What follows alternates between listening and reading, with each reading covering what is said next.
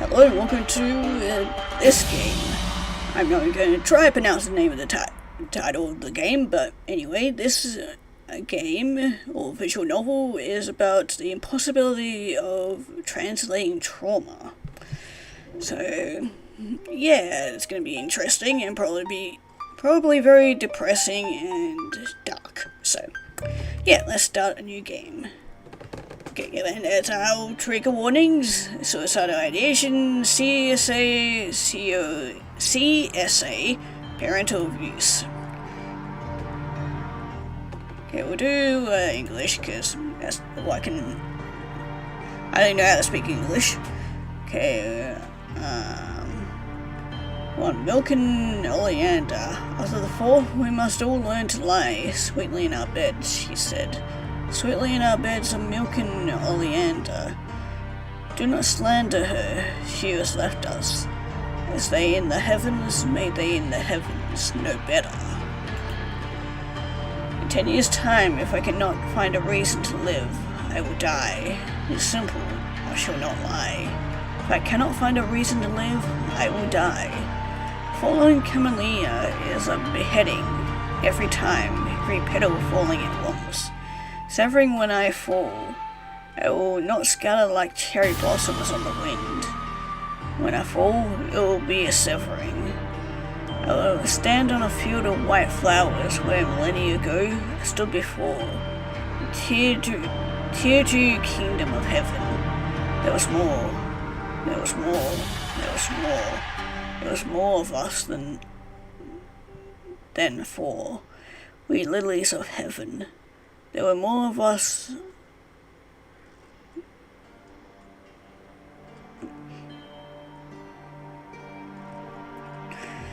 Okay, sorry, lost my train of where I was. Summers go on more and more. Field is full of white flowers. In the language of the land, this land has become. My name is Hanashiro. The language this land was before, the name was. I'm not even going to pronounce that.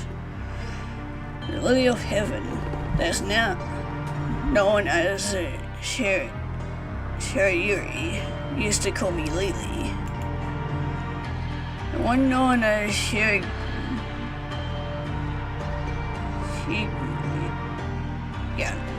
not gonna pronounce that, has only ever called me by my name, whatever name I am remembered by. So I know she remembers me, she who keeps the time, she who keeps all in line. Looney Lee, millennia ago, Silver Bell Land. After that, lady who knows desire, lady who sires. Lady undenied, keeps the time, keeps us all in line, keeps us all in line. Tall grass in a white flower field sways around my hips and dips and dips. There's no trick when I say I wish for more. Want to know what's in store, but what is the world's worth anymore? I see it.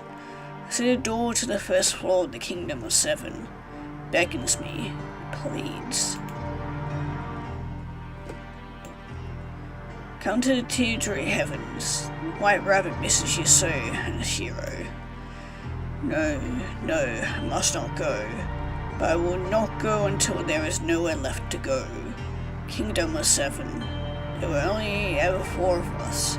I, Hanashiro, then Shiragiku, Shirayuri, and he. His name I wish remained unknown to me. Who remembers? The tongue of the heavens of seven worth more than the fen and the murk and the mercurial star. Too far, I can taste it. If I want to taste the language of heaven, I'll have to go seek out my remaining brethren. And now we got our choices. Shiragiku, who holds the line in the same place every time, the Moonflower Castle Crescent, incandescent, who holds no love for me but keeps me in mind. meet once every time. Or Shirayuri, I remembered, forgotten every record your world, born after every new age unfurls, who I knew where my goddess was just a girl, who not once have I found with their swallow wings, damage outrot since the age of Earl. Yeah, I think I'll go with Shirayuri. Okay, we got like a couple of pop-up texts here. There's another one popped up there. The answer is already made for me, as though there were any choice at all. 1. Unis. The Moonflower Castle greets me as it always does, in a clover field of dust, but I blink. Before me stands the mirage of vast, unearthly meadow in every shadow of flower but white. Silver sister, you haven't forgotten me yet, but I bet, if asked, I would say the same for her. We are not who we were. If asked, I would say nothing at all. I enter the Moonflower Castle and step into a long, dark hall. There are no doors in the walls, none at all, none at all. There are instead moons hanging on the wall, blinking with our eyes, image stuttering, falling. The illusionary divine, mirage of time. Have those moons always been on the wall? Have they been here before? What's in store? Are they here now, or have they been here before? Well, very good questions, but I'm guessing we're not here for that. I don't know. Can't remember when. Don't know when we, Amayuri, were cast out of 7, of worth, not heaven. On earth. I just know we were, and we are not what we thought we were. We are not who God thought we were. And she, even her, Shiragiku, she was cut down by the first Camellia to fall when the world ended. But how many times has it been since we lost it all? Walk down the hallway for hours. Sometimes it even rains. Oh, I bet it is not raining outside. Stubborn Shiragiku wishes for me to wish for my demise. Though it would only take a mere inconvenience to do that. It would take more to do that, though it took less before. But I am not who I was then. Someone else now stands before. An honorable guest has arrived. How wonderful it is to meet you. I have an impressive vertical leap for a lady of small stature. I use every meter of it. There is no ceiling to this room. Nothing to signal doom. Not so explicitly as an endless ceiling to a room. Voice like chiming bells jitters with what is too earnest to be polite laughter. You startled me, I say, Nekomata. Nekomata's dark twin tails swish behind them. They are unlike myself, in my soft and graceful build, raucously tall and handsome. One has a preference for rakes. My own pale foxtail swishes behind me, interested despite me, and Nekomata is wearing a black kimono, with embroidery of a rolling mist in gold. Her pale and sable-tipped caddy is perked. It is my honor to be started by you, Shiro-sama. I wave a hand dismissed. Don't call me that. If this humble servant may ask, Nekomata says. With a glint in her dark eyes, which Shiro-sama are you? I pause, hand lifting to my mask before I even ask it to. A fox mask conceals my entire face, and from certain angles it can conceal the size of my horns, akin to the once fabled Oni. I was born with delicate, exceedingly sharp, and only somewhat small horns that fit well enough into the folklore that ruled this land an eternity ago. Sometimes all you know is a new word for the same thing to call yourself, over and over and over again, tuning yourself and your tongue to speak the words that rule the kingdom. Today is not that day. I speak true. No, not when I know what will happen when I do. No one will listen.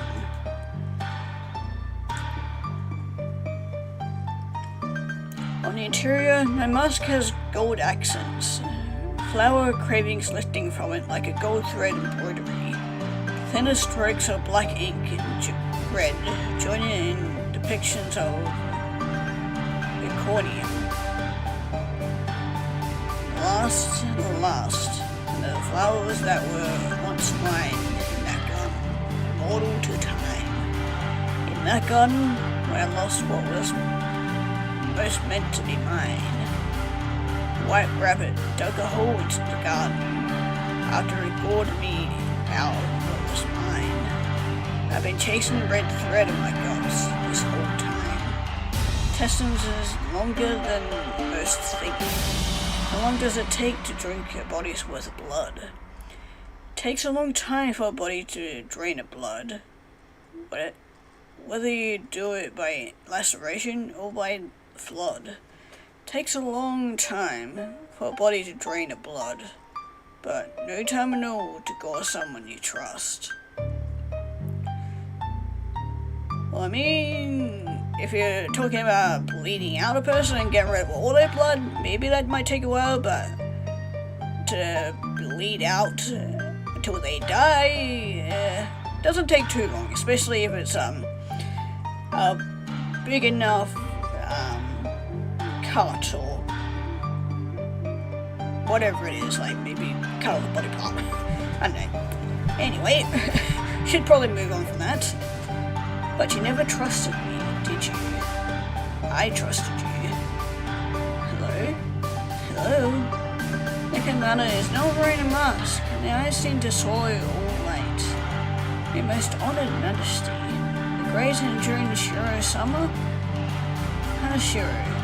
Call me Hanashiro, Nekomata. Form like sable-tipped ears flat. I have a name at all.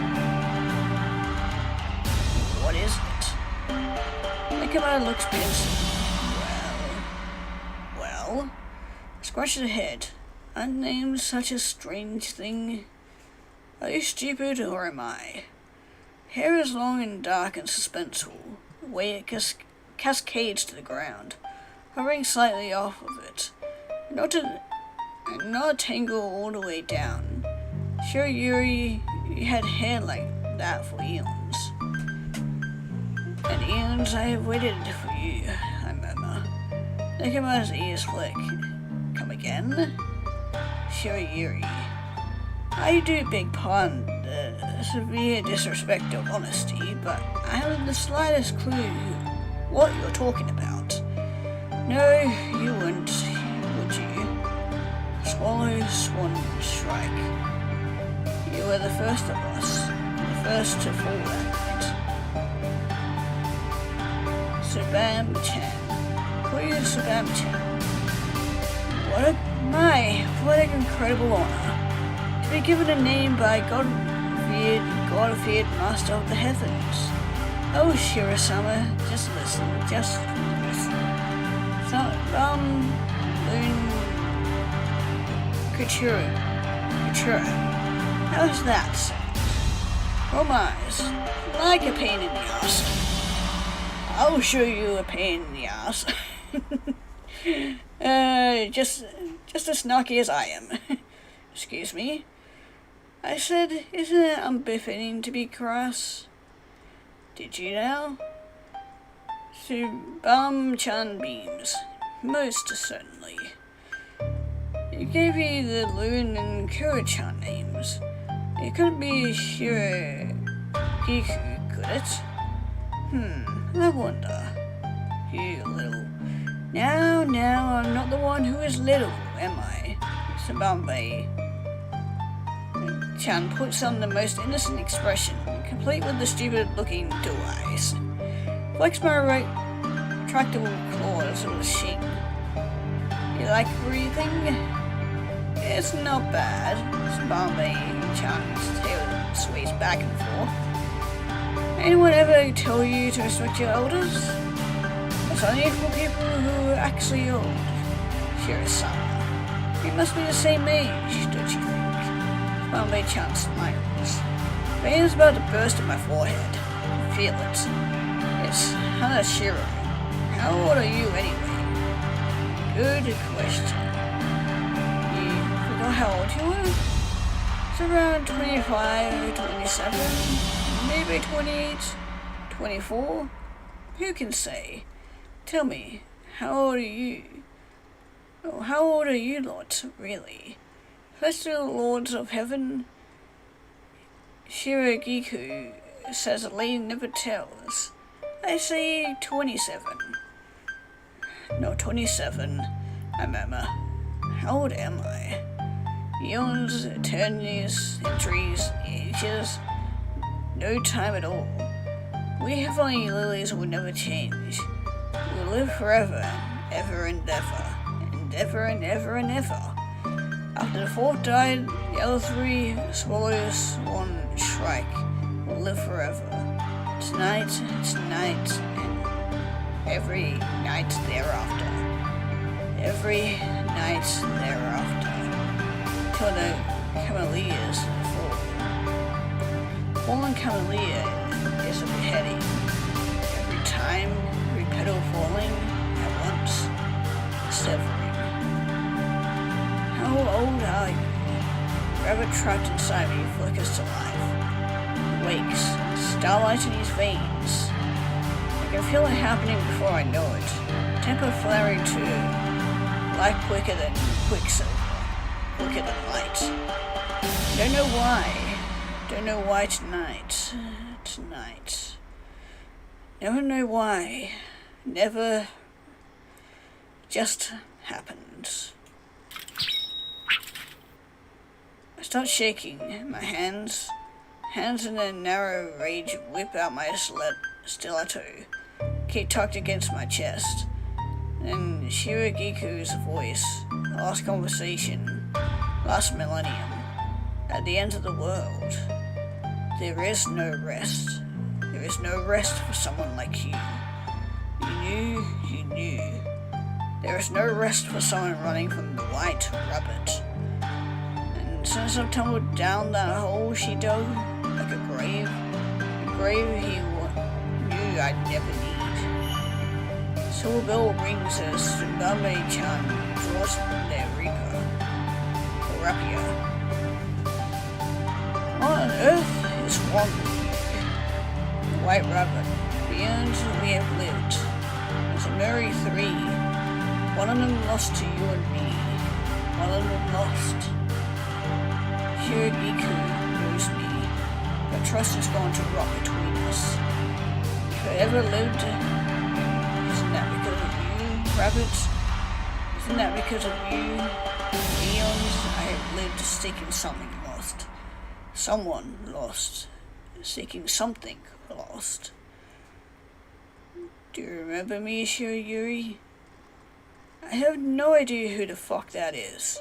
And I don't think you do either. Would you forgive me if I killed you, Shirayuri? Because I can't be sure if it's you. Can't be sure you won't kill me like you used to. I launch my body loose in lights like a cloud. Cut me open and I'm full of dew coalescing in the spider silk. If you eat my guts, they're sweet as milk seed. But that red thread of faded intestine, lost that long ago, down the rabbit hole. Tender flesh is gentle. Here, and I know you are more than that, dear. Swallows, Tsunami. You always wanted to be the one who took on me with your horns. And when you finally did, Shirayuri cavity was full of white lilies. Okay, whatever that was, and camellia. Rabbit nesting within the flowers jumped out. Don't remember what happened then. Don't remember this. I know. Rabbit is here now, kicking at my lungs. It was here long ago. I know. But was he here before? Was there anything before? I don't know. Can't see the door. I don't remember you, Shirayuri, I say, but I know. Stiletto whips through the air and clashes with a resounding ring against the rapier. Interesting mask you got down there? Shirayuri-chan, voice like a wolf calls out. Spine locks. The rabbit crawls out my throat, and I choke. Now, there's no way to greet an old friend, she chides. Lady of the Sirens, the lady undenied. My bad, remember. Your bad? You just tried to kill. I apologize, Shiragiku-sama. This dear Lord just... It's not your fault. Hanashiro has always been like this, Shiragiku says.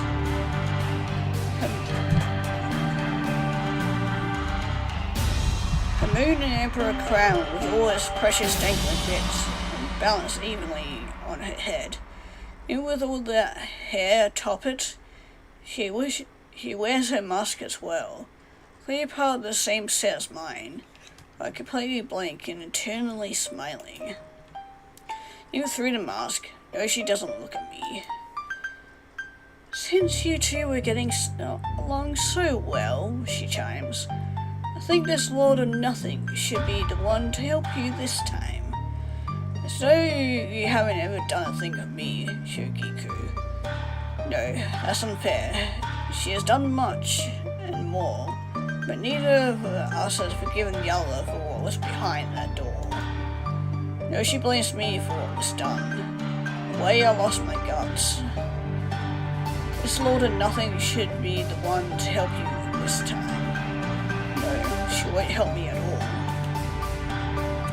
No one will. Excuse me, Shiragiku-sama. My now, don't you think you can handle little Hanashiro, precious childhood friend of yours, Lord and Master? Sound of grinding teeth is louder than our breathing, mostly because Shiragiku and I don't require breathing. I try now, get what I came here for, but I can't see her face. I see her face, but I know I'll be ignored. I see her face. Now no, I will be ignored, and words of a kingdom slip from my tongue, and I say nothing. I say nothing. Tsumbame-chan doesn't miss a thing. Eyes are lighting on me, as merciless as a moth to a leaf, or some such thing. What do they eat? Hanashiro-sama. Tsumbame tries kindly, but I can't stand it. I start walking. Shiragiku gives Tsumbame-chan some directions about what rooms to place me in, and this and that, whatever, to that cat. I knew there was nothing left for me. I knew that. Wait, Hanashiro. Look at Tsumbame-chan. I don't know what they see. It must be something. What does it take to drown a king? Hanashiro? I look at them, attentive, or what passes for it in my mind, but it doesn't seem enough. Because Tsumbame pushes, pries, get close to me. I stiffen and go still. Probably knowing they've won, they step back. Something isn't right about that. I keep walking, and despite Noon Kochuran with the longest stride, they keep pace with me, though I glide away as though they were nothing. Same way Shiragiku looks at me these days. Hey, Shiro-sama. Smanbei waves, hand in front of my face. Wrinkle my nose. Don't call me that. Don't realize I've said it aloud until Smanbei's eyes glitter, like an ancient city. My chest tightened so hard that Shiragiku's right. I do want to die. Do you think it's impossible for us to get along? Smanbei-chan says, leaning in but not too far away, strangely respectful. I scoff. Absolutely impossible. Voice comes out as a hook, but Smanbei's eyes twinkle and my face flames. I can't explain why, but entirely uncharacteristically, I reach out for my gloved hand and slap them across his cheek. Without missing a beat, Smanbei-chan reaches out, barehanded, aims in retaliation. Now I bare my teeth, ready for it. Something about the way my body crumples inward seems to frighten them. The bare hand lands safely, though hard, on my wide ribbed sleeve. On my wide robed sleeve. There we go. I glare at them, then I try to smack them again on the forearm, but I catch my hand before it makes it there. Angle is weird, so for a second, Smanbei-chan is simply holding my hand. Must give some kind of pain expression because Smanbei-chan lets go of me instantly. Seemingly embarrassed for such a shameless cat, they run away. How strange to be stripped as easy as death. As this. 2. Duo. Doesn't matter how we met. Question is, do I regret meeting you again, Smanbei? Can't tell what I want. What I want is to end it, or end you. I'm a Yuri. I've too few now to entertain regret. But forget it. You don't remember me this time, Shirayuri. You never have. I'll be damned if this is you, or it isn't. Busily a sword sits at my hip as I stroll out into the garden, and hear the swish whistle of the sword before me. Smanbei is diligently wearing the same black and gold rolling mist kimono. Long sleeves whipping this way and that. Learning Churan, practicing a sword swing.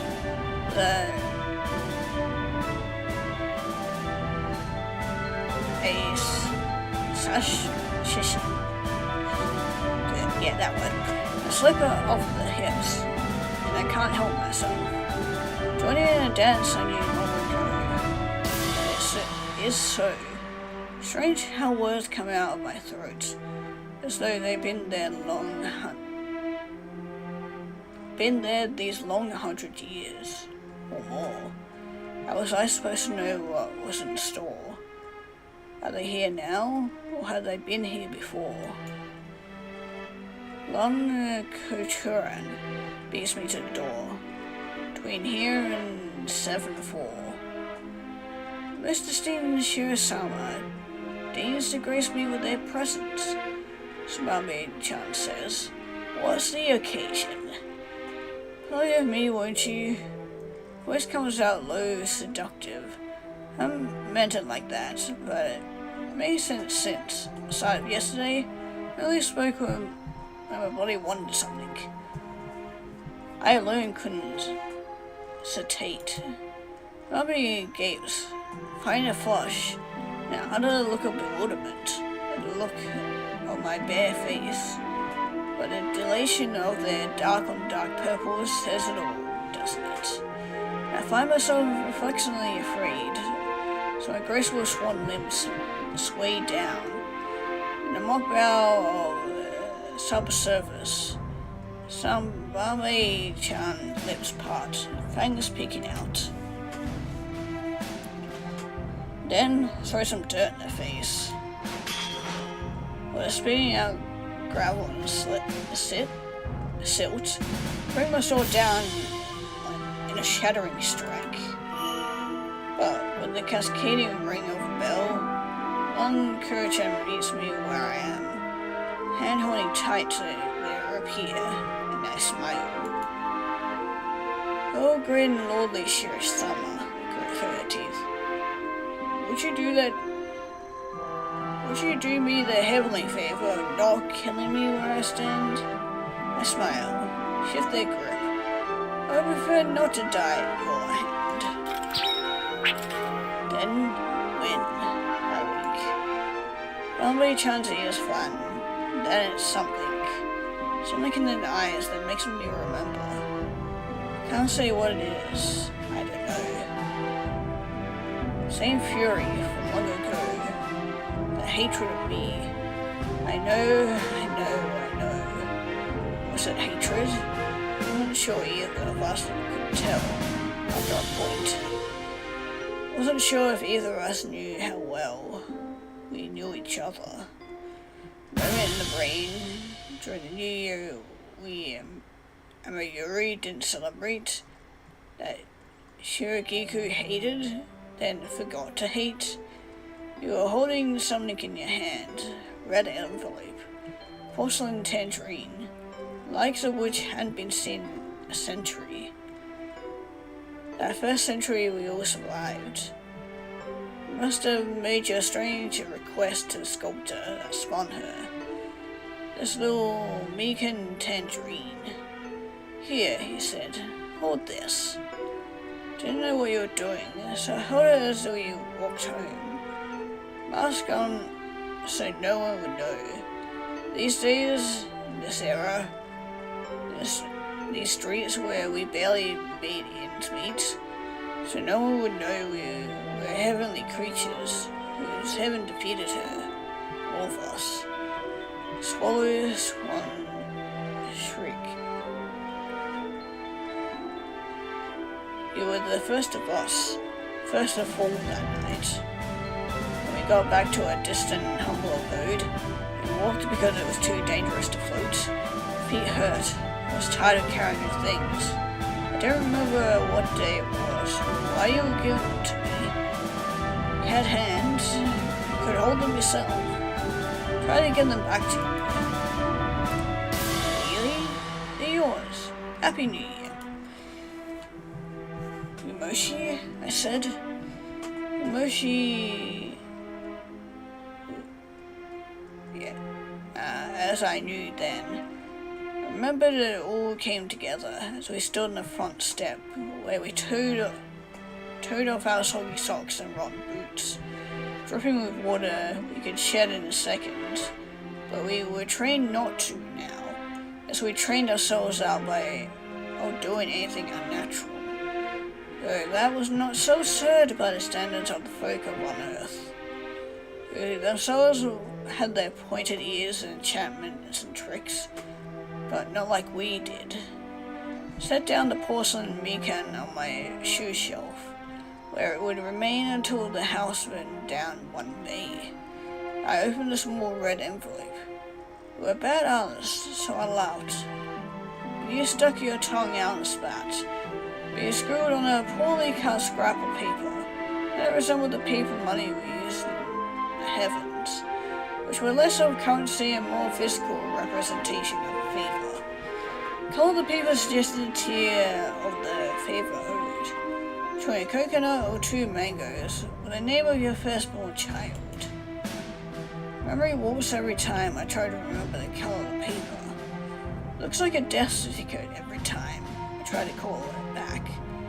Looks like your ashes, scouring like saccharoon wind. Smarmy lunges. Rapier stabs me in the abdomen. Smarby's momentum goes so far that the hilt of the slender blade touches my stomach.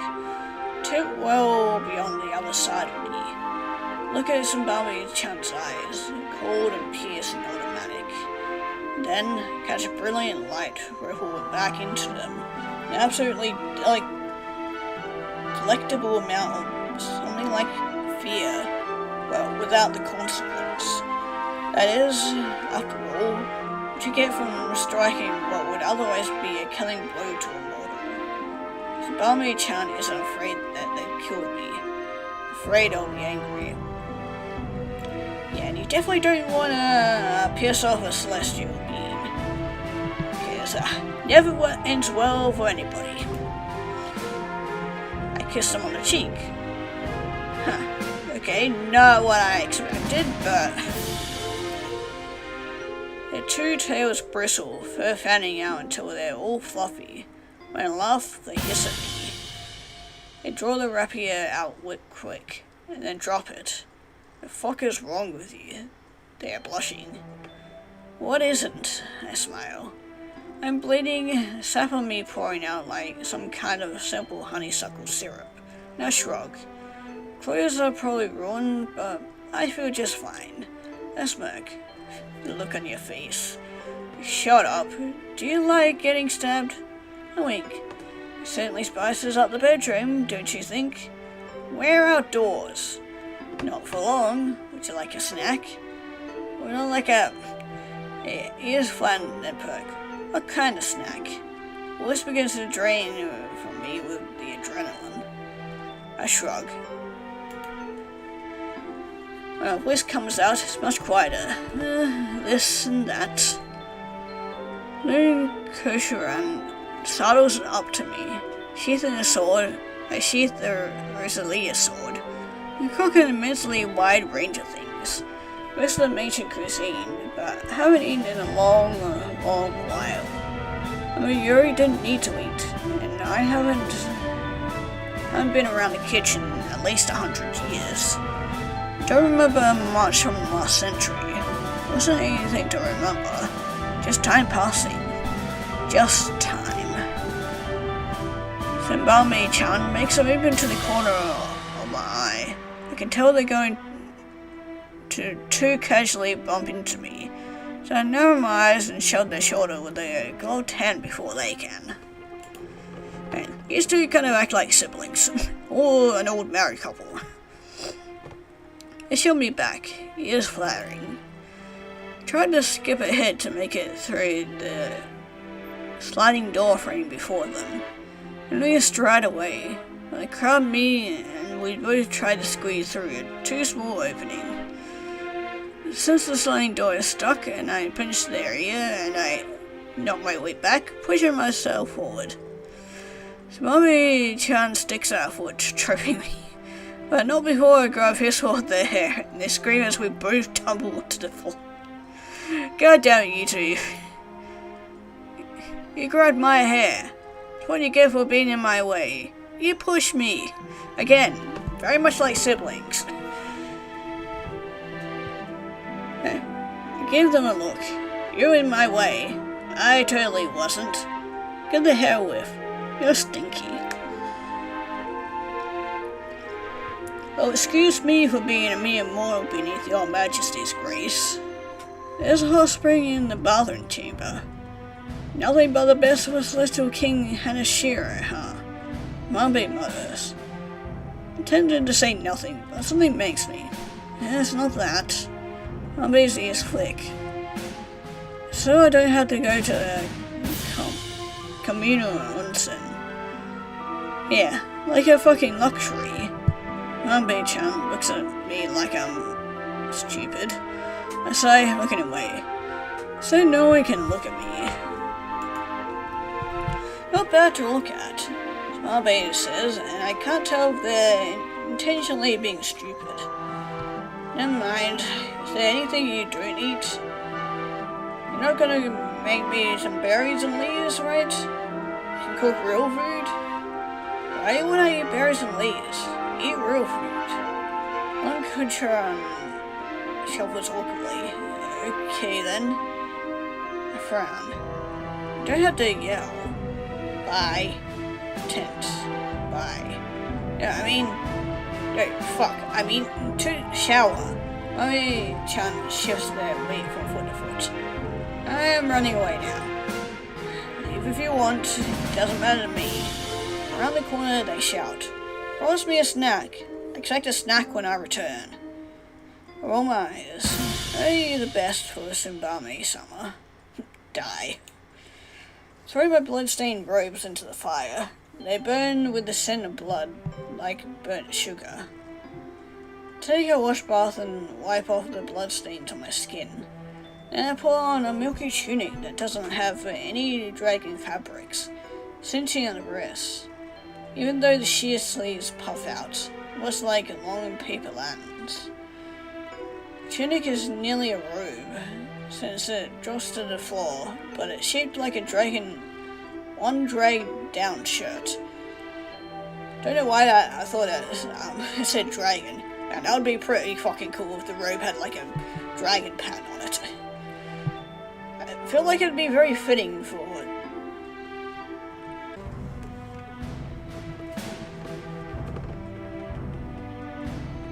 this kind of like setting and whatnot. 14 knotted buttons and winding loops of frogging. The style was not traditional of this kingdom, but was absorbed into it not long ago. Cast a glamour shield to dissuade the various stains and strains of cooking. Then I begin. I'm thinking of a small meal, fresh noodles from the kitchen, stir-fried with shredded red cabbage and foraged mushrooms, a fried quail egg yolk soft on top. Actually kinda sounds really nice. I start with the aromatic. A combination of garlic, scallion, cut half a finger long. Garlic and sweet onion. Once those are done, add the mushrooms. These are not the ones I knew back when, but they will do. Gentle, unassuming, soaking our flavor rather than unnecessarily providing any strong notes. Add in the cabbage, which steadily shrinks. I can feel it. Shoulders relaxing. It's the aroma of everything coming together. Savory garlic and onion, the earthy mushroom, mellow but bright freshness of cabbage. Combined space of the kitchen and living room quickly warms up with the heat of cooking over a gas stove. Also with the warmth of familiar flavors, and a home I'll never know again. The feeling only strengthens when I add the seasonings. Pick up the bottle of imported fish sauce. Outside, visions of the unearthly kingdom, which is not the one I remember, but is close enough. Close enough. Close enough is as close as I can get. Add a splash of fish sauce. Then add my homemade spicy chili crisp, white powder, potted garlic powder, and mushroom powder. Coach exits the bath, which is the only separate chamber, sniffs the air. Tails are waving gently. They don't say anything, so neither do I. Toss the fresh noodles in the barest drizzle of sesame oil. Then I add them to the pan, lifting it from the fire and shaking the pan, flipping the noodles with a flourish. Tsumbame-chan responds. Of course she'd be a show-off. If I do remember, I wasn't the one prancing around the courtyard and flailing around my shiny sword. For some reason, Tsumbame-chan keeps looking me up and down. They've never seen me before. My eyes are up here, I say, when their eyes linger a little too long on the expanse of my thighs. Not the place you need to be looking. I know you wanted a snack, but I got food on. That can come later. It was silhouetted against the semi-opaque of my milk-colored tunic. Tsumbame-chan's tail standing straight up. They shuffle away, looking a little abashed before they decide they're too good for that. They collide straight into me as I'm flipping the pan. I grab their face with one hand and shove myself in front of them, delicately planting the noodles on a platter, garnishing with cilantro. Smacking Tsuname's hand as it greedily pinches the noodle. Bad cat, I say, turning on the tap and flicking the water at them. Need one of those spray bottles. Put the noodles back into these bowls. That's the only thing you're good for is standing there and looking pretty rude. No, I'm looking rude. I'm just standing here. You're staring at me. You look, Mommy thinks, bad. That's why you keep looking at my thighs. Hey now, I was just trying to figure out if you were decent under there. Wouldn't you like to know? Now the empty glass bowls. Now, serve. Mommy licks her lips which part and then looks away. The pan I cooked the noodles, cracked 2 quail eggs on opposing sides, moved the white solidify, slid them onto some sloppy nest of noodles. My glass bowls with sakura engravings. Wow, you're really bad at this, I say. My talents lie elsewhere. Where would that be? Oh, I don't know, stabbing you. Uncle Chowan grins toothily. And not just stabbing you, but all the way through. Bring both the bowls to the katatsu and pour us both glasses of water. Do I really look that bad? Wouldn't you like to know? Uncle Chowan mocks. Look at them steadily. I would. The Contraran looks away. No, I just wasn't expecting it. You look bad too. Thanks. Lon Contraran's eyes half lit. Thing is, they look like their edges are blurred. Cheeks suffused with warmth from the spring. They must have changed into one of the 7 uniform robes that the cleaning staff tauntingly keep on the shelves in there. Expecting that perhaps someday I'll learn my place just like they have. The uniform is a silver kimono embroidered with white, whatever that is, the black robe underneath, which would already look starkly different from my public garb of my black on black layers of robe, with my white fur across the shoulders. Sash around the waist of the silver kimono. Uniforms are black and have a running silver wolf embroidered onto the front. Typical uniform must be for a position as Lord of Nothing. For the kind of position that is. That kind of sounds like a position I'd be really good at. Fuck, this is good. Mommy looks significantly less bad stuffing their face with noodles. Again, kind of what I'd be doing, stuffing my face full of food. But yeah, the noodles sound really good. If I'd realized this game was gonna have food in it, I would have eaten something before it. I smile and dig into my own, but I'm not. Who knew you were good for something after all? Hanbei-chan jokes. With long practice, I suppress a flinch. I'm not though, I say. Hate to say it, but this tastes amazing. I say nothing, looking into my quail egg. Break it to the center of it and nibble on the yolk spilled with whites. What do you mean you're not good for anything? Hanbei-chan says. I'm sure the Lord of Nothing would know something about that. Hanbei-chan says nothing now. Irritation lines the stiffness of the shoulders. Swift jerky motions, they finish slurping out the last of their bowl. I think they're going to leave. Finally, but instead they just take a second serving. You're one weird fellow, Hanbei-chan says. I'm still not sure that they're gonna try and kill me or my little stump back there. Or for my little stump back there, but I have a feeling about you. Is that the is that the I want to murder you feeling? No. Give them a look. Yes, but that's not the point. Not bad. Let me bathe in your luxury little hot spring. You feed me dinner, right? Didn't feed you dinner, rush to say. It's a bit more than a snack. It's not dinner. It's not a problem with me if it was. Don't say anything. Chest tightens. Anyway, you're not bad. I am. You haven't been bad to me, Shiro-sama. Keep my voice low, but it comes out icy. I'm cruel, temperamental, and unpredictable.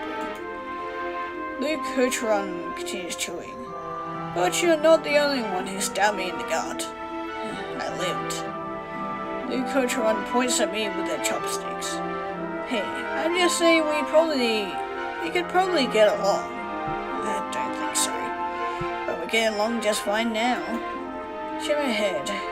You don't understand. Don't know when. Don't know when the tarot cards will slip from my hands. In the finest diviner will fail to understand where I am, who I am, and when. I have a temper. They only know me, but you know this. Anything contributes. Shake my head, trembling. You've been really nice to me, Snarby murmurs. I mean, yeah, there's been some rough moments, but you've been really nice to me today, and yeah, there was some bad shit that popped off, but you're kinder than than you should. You've been kind. Can be kind, but I am not kind. I don't think that's true. You don't know me. Very quietly, Smiley says, I think I'd like to. Lean on the table and hold their chin in one hand. I want you to remember this when you think of me. Stab them in the gut. I only had the time to gasp as blood fountains through their fingers as they tried to hold themselves together. Turn my back. The snap, send them where I can sense the greatest influx of folk. Leave my dinner untouched and lock myself in my bedroom. Then the howls of the dulcimer guide my tune. I let the middle strings ring and ring and ring. It's right to leave it this way. I was right to dissuade Samami-chan before they knew too deeply what was going on. Because I know if they knew, you knew, Moshi would forgive me for who I am. I speak my tongue, but you wouldn't understand. Number 3, Tress.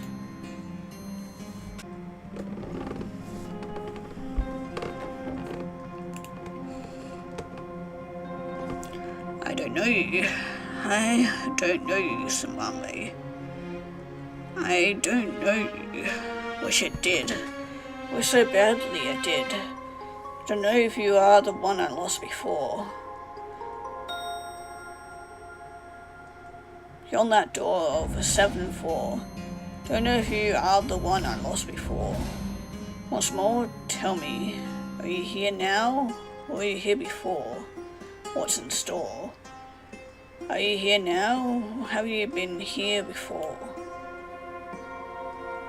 Shiro-sama, Kuro-chan drones. Hirogiku's owl just dropped off a message.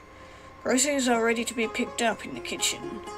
Don't know why they didn't just send someone though. I know, say quietly. Look away. Fine, just let me finish practicing and then we can go get them. Okay, say it automatically. My heart aches. It's been so long, and still some things don't fade. Never forget how to say okay to something, to someone, doesn't matter what you say to, or what you say okay to, doesn't matter what you do. Do you have any say? Do you ever? You never get your way. You never. Okay, Simbami. Okay. Coach you like you wanted. Do anything to keep you. I'll do anything. Just stay. Have you met Shirahona? She's a lot like you, who were rude. No Moshi? Never been allowed to be rude. Not till now, and even so. Only to someone that reminds me of you. While I sit quietly staring at nothing, Luke Cocheron finishes up training in the courtyard, enters my private bath.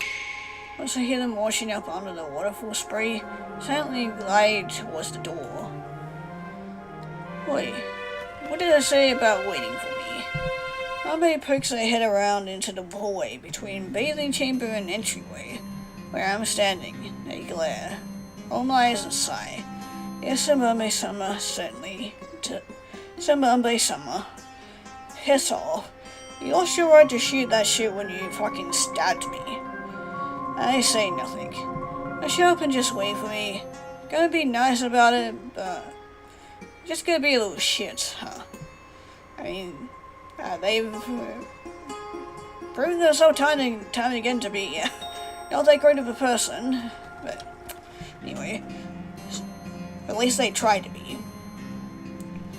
Stand in approximately the same spot and stare at nothing. I'm well practiced. Hey. The Coachron scratches behind one ear, which flicks flat. Are you, like, good? No glassy-eyed. Are you okay? Look directly at them. What do you care? Look, like, we might not be cool right now, but, like, you don't look so good. Look on your face is all flat. Look on your face implies you actually give a shit, which I'm sure you don't. Oi, stop being rude. I'm just trying to do my job. Look away. You do a much worse job. Shirokyu might even reward you for it. Huh? Just open your hair, princess, and then let's go. Won't wait any longer, Lord of Nothing. Non-Coachron's ears flatten. Fine. I wash up quickly and then grab one of the large baskets I'm holding. They take the lead as we go. Have an irritated swing to their hips as they're in a steady stride. I fly on the air behind them, dark robes aflutter. Down one of the long, narrow, low-ceilinged hallways bracketed by red pillars, exposing the open-air gardens. One of the nobles in the Shirokyu's coterie slams into me. Balance has always been abysmal. Fall to my knees to the sound of tittering. Titter-tatter, pitter-patter. Get the rain in the daisy night. Spring moon on a hazy night. It's a killing night. Those birds who lost flight. To those who can't sing tonight. Learn to swim on a killing night. Hey, you okay? I say nothing. I know my eyes are glass, but I know you can see me. Right through them, but you never see me, Zimbabwe.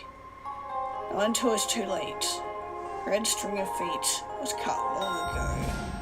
I don't think it would have led me to you, if you had wanted it to, but you didn't. You never wanted me like I wanted you, Moshi. Wait, Hanashiro, I've just been sitting here on my knees. The Coachron crashed before me. Yeah, I've just been sitting on my knees here. On my knees, the Coachron crouched before me, offering a bare hand. Can't stand it. I stand. Don't touch me. Fine then. Why's my statement watching the flyaway house crest banners rippling behind the nobles as they flit away? Lower my eyelids and the timbre of my voice.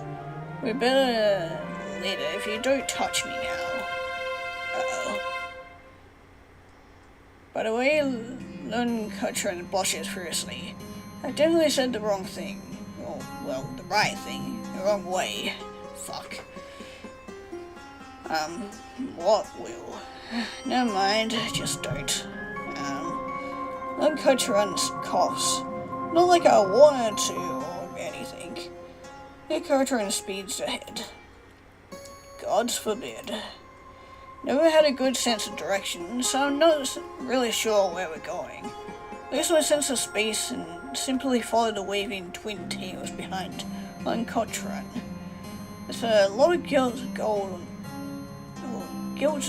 on sand black decor, elaborate latest work webs of glass and iron firefly lanterns, as well as paper lanterns floating up and down, as though suspended by their own red thread. Hear spirits talking behind me, tithering as I pass. I don't see them, don't look, don't ever hear them.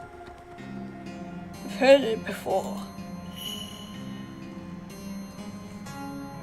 He'll kneel for anyone, won't he? Just see.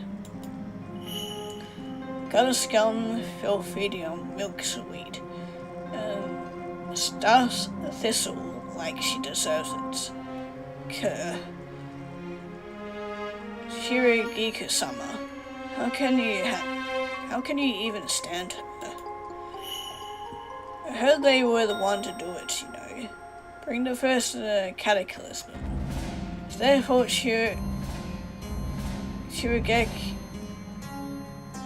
Shirogeki-sama is trapped here. Maybe we should thank them, huh? Shiro-sama? Did you fucking hear that? Or hear them? How pleasantly. Hear what? The Kutron looks horrified, eyes widening as their mouth turning down at the corners of the grimace. Whatever, we're almost there. Just through this hall. Follow them to the kitchen, where the cooks sneer at me and point to this week's groceries. Soon Bambi and I tuck them into our baskets. The cooks have their backs turned. Bambi filches a bottle of sake with fingers over their lips. Smile for real this time, despite myself. Most of the kitchen implements, technology of gas stoves has been rediscovered in this time. So is refrigeration, though the refrigeration only works due to enchanting glyphs written on the inside of a wooden cabinet. Retro tech and ancient magics. There have been high-tech moments in time between cataclysms, but this period is not one of them. Shirogeki, however, keeps her Moonflower Castle in more or less the same state throughout the ages, dating this and that, degrading that or this, and so on and on and on. Mommy snaps and I follow them back to my rooms, looking at their lashing twin tails, lone white foxtails swishing behind me.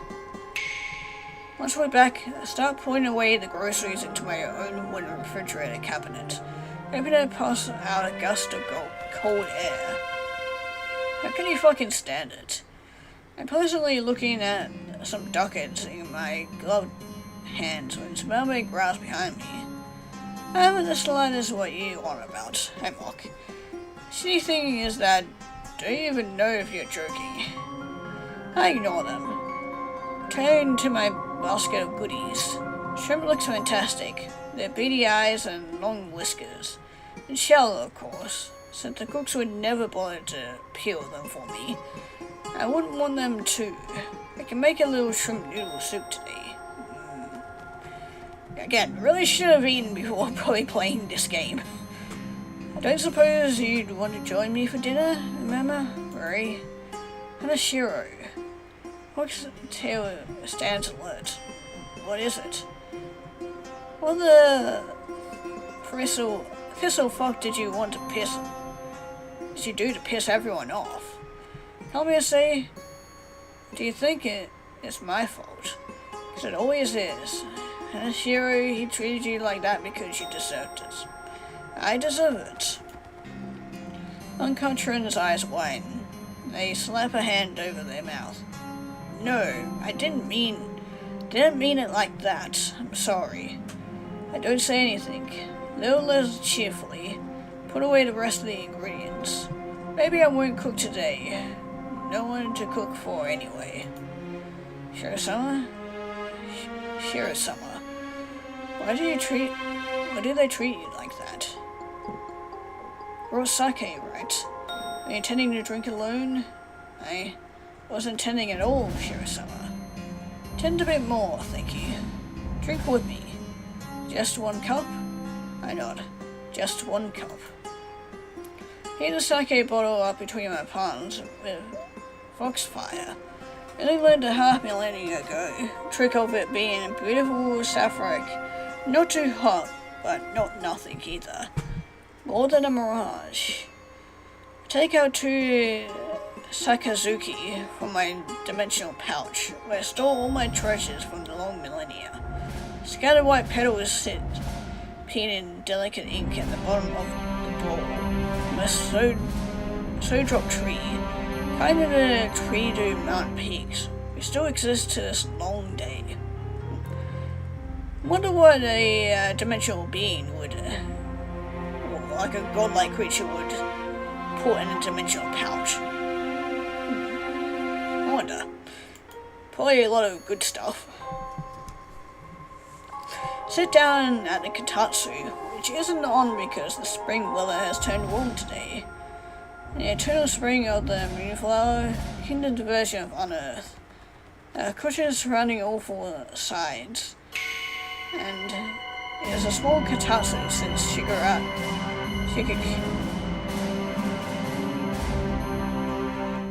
Shirakiku knows only I ever stay in the section of the castle. I never have company. Pour the sake into the Sakazuki. The petals at the bottom of the cup turn sakura pink. Oh, incredible. Kanpai? Why not? Kanpai. Take a swallow and it glides down my throat, warming me through. Kochuran isn't sitting across from me, but rather next to me. It only takes a very certain type of associate lean to place my hand near their thigh. Something one thing anyone ever wants from me anyway. Rambe-chan ends up being attacked to flush immediately. The first sip, and I smile. Seemingly confused, they smile back at me. Then they remember who I am. They frown. What do you want to talk about? Tsumbame-chan says, drain the Sakazuki. Follow suit. Do you really want to talk? I murmur. Lean in, almost nose to nose. What do you say? They scrunch up their nose. I kiss them full on the mouth. Kiss me back like it's natural. It's instinctive. Before dazedly pulling back for a second, glaring at me, then showing me to the tatami mat, till I can feel their claws scratch. Nip at the corner of my mouth with their fangs. Part my lips to let them in. Wrap my hand around the nape of their neck, beneath their hair that is falling around us, both like a curtain. I scratch my own talons into the tiny hairs curling there. I'm so fucking angry with you, I say. I hate you. Hate me some more, I say. Kiss, we kiss. Rambe's mouth tasting of the sharp spike of alcohol. Hear the sublime. They fuck into my mouth with their tongue. I find myself panting. Tongues scratch harder into the back of their neck, crushing our lips together. I slide my arm around them and between their shoulder blades. Rambe wraps both arms around my back, resting them at the base of my spine and in the center of it, rocking their hips into the cradle of mine, legs spread open. Fuck. Shit. You have to stop. I look at them quietly from the floor when they pull away. Not very far, still about nose to nose with me, till they pull themselves up and away from temptation. What the fuck is wrong with you? A few things, I smile, wiping my mouth. Is this? Why did you stab me and kiss me? What will it take for you to go away, Lankan-chan? Rambe poses over that. Eyebrows furrowing. Huh? What do you want from me? Will you take it and go? I don't understand. I want you to hate me, but that doesn't mean you can't fuck me. What? Rambe is blushing, this time not because of the alcohol. Hate you because you stabbed me and didn't even fucking explain a single goddamn thing. I'm willing to forgive you and shit. I don't want you to forgive me. I want you to fuck me. Rambe scrubs their face. Not like I don't want to, but What the fuck is wrong with you? What do you mean about deserving and stuff? Do you want to kiss me or not? Don't have to fuck if you don't want to, I say. I don't want to kiss, I want to talk. And they think about it. Okay, I do want to kiss, but I also want to talk. No way in heaven or on earth I'm going to talk. Talk later? Kiss now? I narrows their eyes. I'll let you hate fuck me. But yeah, what if I wanted to be hate fucked? Might be a problem since I don't hate you, but I'll pretend just for you, I wink. Just fuck this shit off. I hate you so much. But they press me down onto the floor again, kissing me, grinding up against me. I start flinching when they kiss the apple on my throat. I stop immediately. Fuck. Hashiro? Say nothing, despite how deeply the rabbit thumping inside my chest urges me to speak. Say nothing. My eyes feel horrifyingly dry. I'm sick, rotting inside. And I will never be free. What lies inside me, what once did, a throat knot when I kiss. Somebody pushes me away. Hey, Shiro-sama, you okay? I went back in circles, not holding me, but offering. I automatically slide a hand into the robe. They grab my wrist, still where the glove still is. They shake their head no. Not that I didn't like it. Satan space stars and old aches. I don't know why it's going bad now. Always does. Doesn't always. Actually, never does. Look down. But with ugly Hanashiro, or the Sinjinet, unchanged all these days. Hey. Encouraging kisses my head, soft and affectionate in a way I've done nothing to deserve. It's not even absurd with them yet. Unused tenderness, I say. Is that why you flinched away? I turn away. Come now, we can just kiss today, or not. Just anything. Truce? I want you to hate me. No truce then, huh? What do you mean? Skip past that.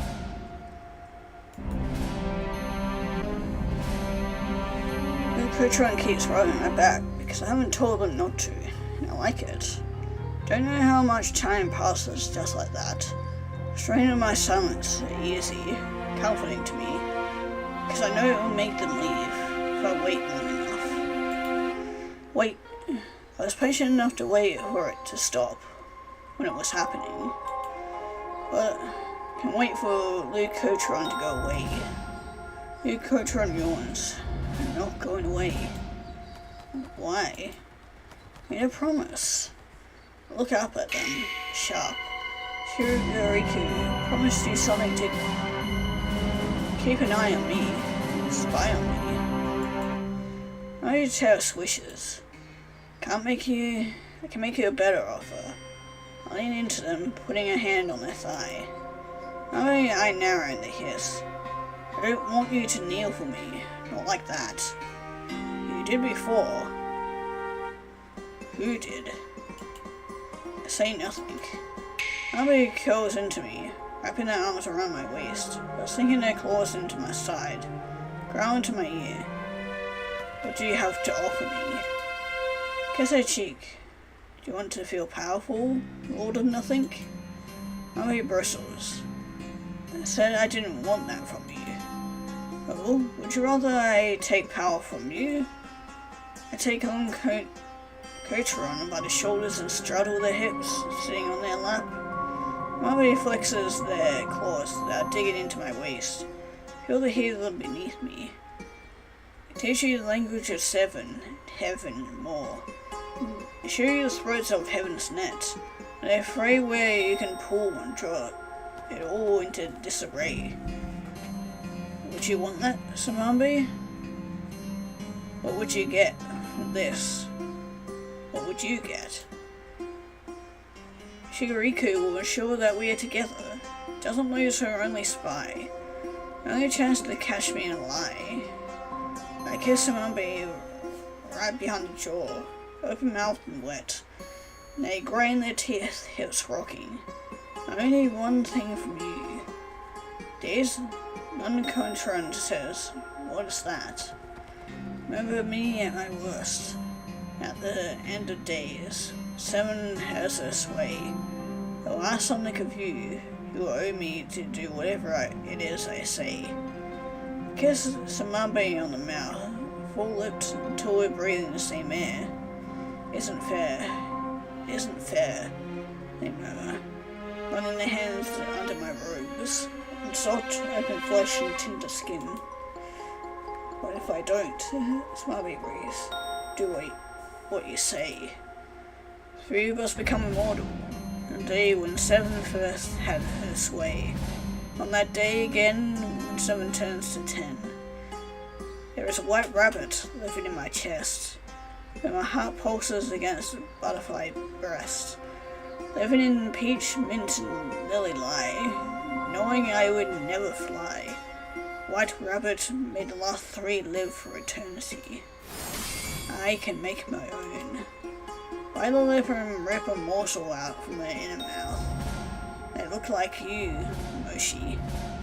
Never things would go south between us. When Katran pushes me away, frantic, trembling, dissembling, the mouth of blood spits. Hey, what are you? You disobey, I say, sworn the tenderest, sweetest bite of meat, not blood yet. I say, do not forget, you forever rue this day. Oh, it turned all black and white now. Before I quarter, my name is Luke Kosharan. For today, I live or die at your service. Kill too, I suppose. Oh, so, you mean, Moon's side of the story now, I'm assuming? Did you know Hanashiro when we met? I thought you were a prick. Nothing wrong with it, but when we met, I thought you would be a dick. Like any other god-forbidden salesman, like Red Lord of the Heavens. And you got any other name-callings in there? You Amayuri, or your brethren? Shigoroku may be my master. Won't be long before she discards me for the rules of the kind. And I, feeling, of sort, do not desire to comport myself with such dastardly wealth, of supreme stupidity, such ignominy of those who think themselves better because they are born with keys to the door, to the living kingdom, 7 or so those Awakashi that see themselves as Akumi, gods on the floor, forest, dirt, milk and hurt, hurting silt and worms. Bird is a bird, is a worm, upon the firmament of the kingdom of heaven. And who am I but a humble rat-killing rat? Sorry, a cat. 9 lives, 9 lives. To kill all 9 is to kill something sublime. How many times now have I died, looking at my ultra raw bone, or that my flesh is worth a penny to those who demand me for my work? I am the Lord of Nothing. Do not forget, Shurikiku, what you promised. For now, I will play Minder Decider, Fate Binder Delighter, Head Scyther, Moth Finder, and Firefly both. To your little precious, whatever that is, that friend back then, though they seem no friend to you now, despite the way you allow, nay, invite the swing of their Rosalia's sword, which, if I do recall, falls only to those who are meant to fall. Fallen Camellia is a beheading, every time, every petal falling at once, a severing. Shurikiku thinks you'll be a severing Hanashiro. Question for me is if I let you. 5. Okay, this one's going by a lot more quicker. They sat those who can fool a fool are the greatest fools of all. Who am I then? To make you laugh after you nearly fought me to death on a whim, then proceed to remember him, who I know now. These days with you in my bed, I still remember what was said, but her to Ushi, Shiriko, that rabbit is just a rabbit, and prey can never be a predator. I know now, that even predators can become prey. What do they say about the Amagiri? That you're all birds? How absurd. Shiriko is not, and has never been a bird. A bird of prey, perhaps. The shrieky. The shrike? Tonight, Hanashiro. Will you be the swan? Will you speak? Or will we both carry on? Rambe-chan? Yes, Shiro-sama? He says nothing, but that you say nothing says it all. Coming to bed. Don't worry your pretty little head, Shiro-sama. You say nothing. A swan tonight, and then curl up in bed next to you, and rue the day we meet. And no greater regret. When you die, Hanashiro, what will be left for me? When you die, Hanashiro, what will be left of me? Sambame-chan? You're thinking too much. If I can spit in your face, that's how hard I laugh. Look at his talking, fool. You smile. I think less around you. Heart beats double time.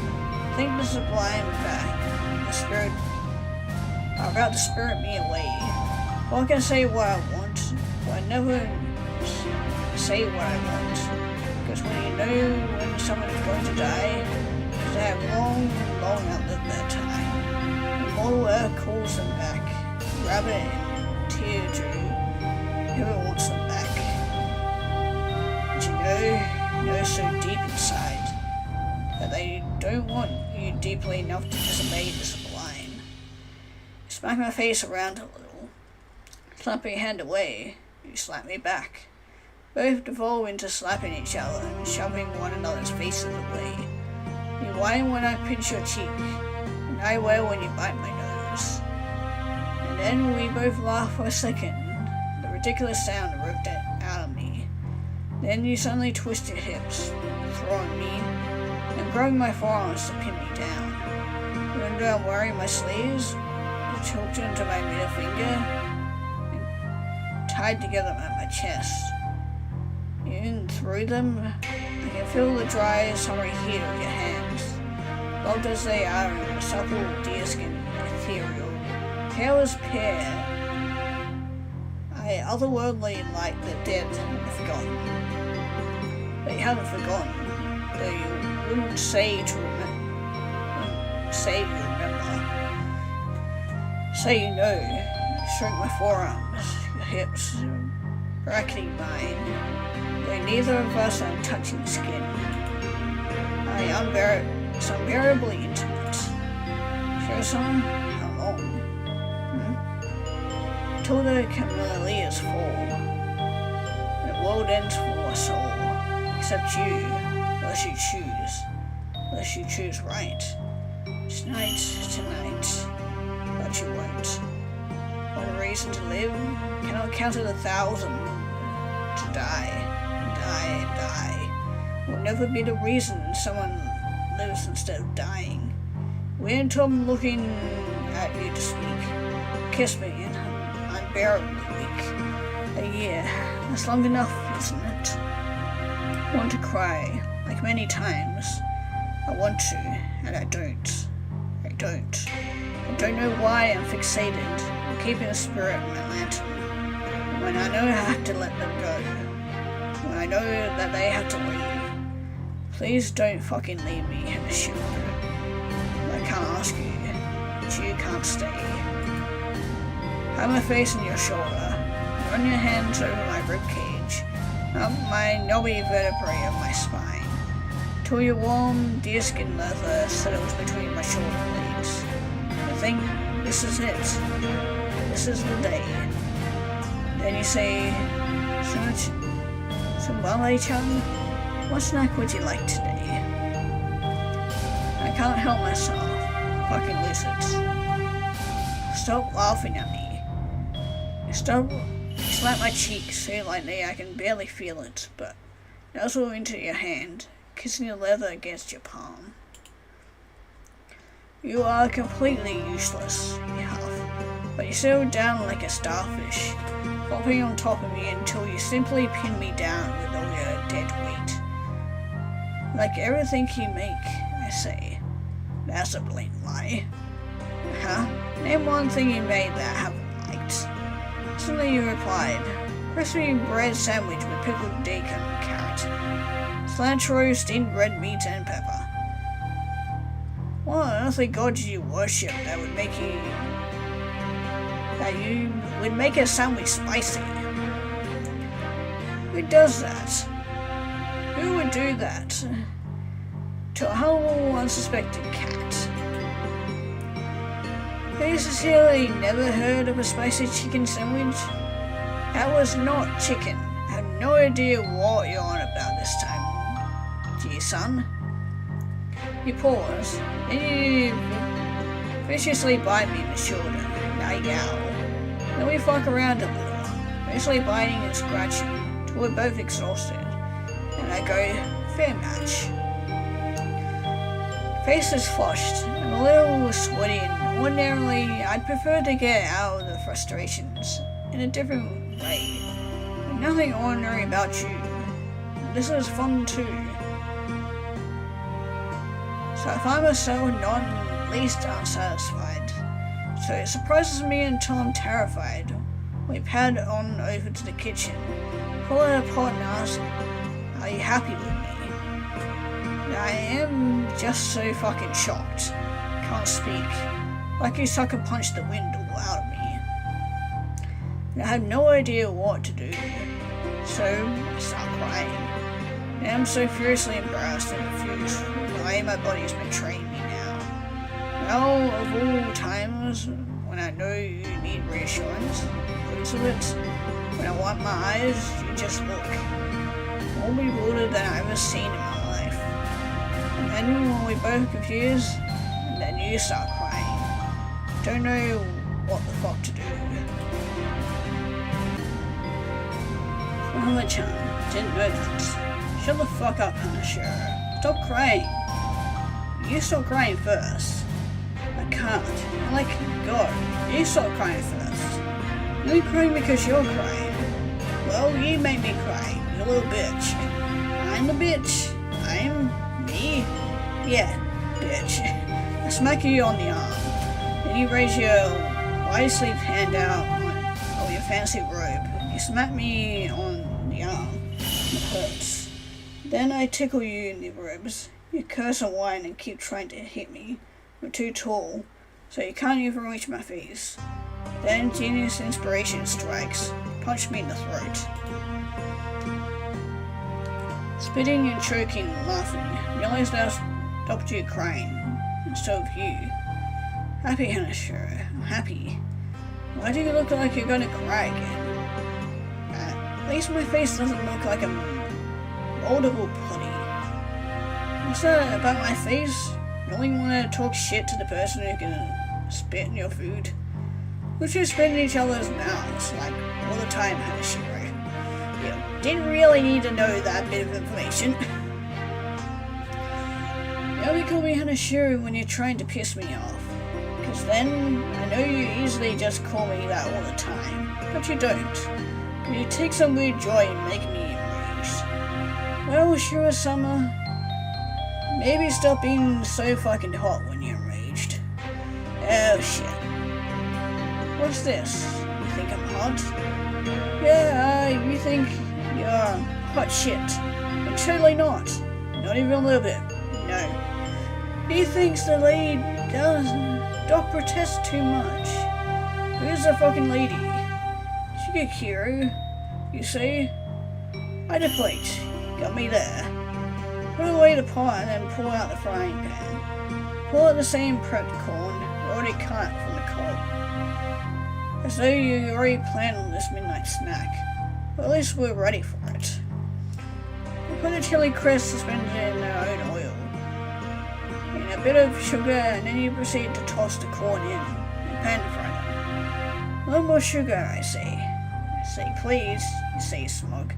What a great lordly sure summer. May your graciousness deign to add a spoonful of sugar to that tender corn. You are so magnanimously cooking for this humble and obedient servant. Acceptable. Kiss you on the cheek, and I think our conversation is forgotten. Then you stir the corn in our kitchen, where you feel safe, and I feel safe, because of you, because of how this started, and you say, you don't have to stay with me. The crystal lanterns, or in the court fireflies, pitting on the sap that drops from the crystal inside. Reach out to touch you, but you punch back, and startled. Said it's been so long since I did that. I jolt back, and my elbow knocks over one of the lamps on the counter. One we never could be bothered to hang back up. That shatters on the floor. Fireflies bursting out of it. Now onto the open screen door into the night. Nearly open mouth, but you have your immortal expression on, a somber and deadly one. Your mouth goes still and empty. Your cheeks move without even the barest hint of expression. Come so far to enjoy. There's something about the glass pair of your eyes that startles me in my seat. You say, need me when I tire of me. Eyes burn, feel a flicker of what I imagine you do. Your mood twists in the pendulum of it swings hard in the other direction, so angry. But when you look like that, no yelling at you will only make you shut down. So I do nothing. You continue. I just fucking cry. I know you want to say you won't. Everyone does. Maybe it won't be. It won't be because he wanted to tire me. But regardless, your body will tire. Someday it will fall to dust. Will you ask me to wait for that someday? And live forever after, knowing you can never have this back. You can pretend you'll never tire of me, my company, but you will. This thing we have, it will rot long before you do. I'm shaking. Hanashiro, turn off the burner and lit the pot, and you turn to me, kissing me, because you never need to ask to kiss me, not like I do for you, because you and I both know I always wanted to. It's not that I think you don't, it's that you can't, or need wanting to. Hanashiro, you can't just, we need to talk. I don't want to talk, I want to kiss. We have to talk before we can kiss. Turn away. Tip your head up to me, chin propped on my sternum. Kiss. Hanashiro, I want to fight. Don't say stupid shit. Nuzzle into my chest and with your stupid fucking cloud hair, gentle wide shoulders, narrowing at the waist, and flaring out again to unrepaired hips. A wonderful soft stomach. You were a king once. Celestial king of heaven. And there you'll go back again, and don't know what to do. So, I kiss you. And we're back to...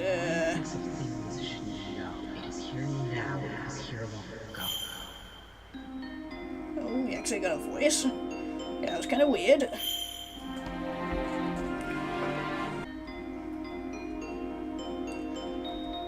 Where are we going?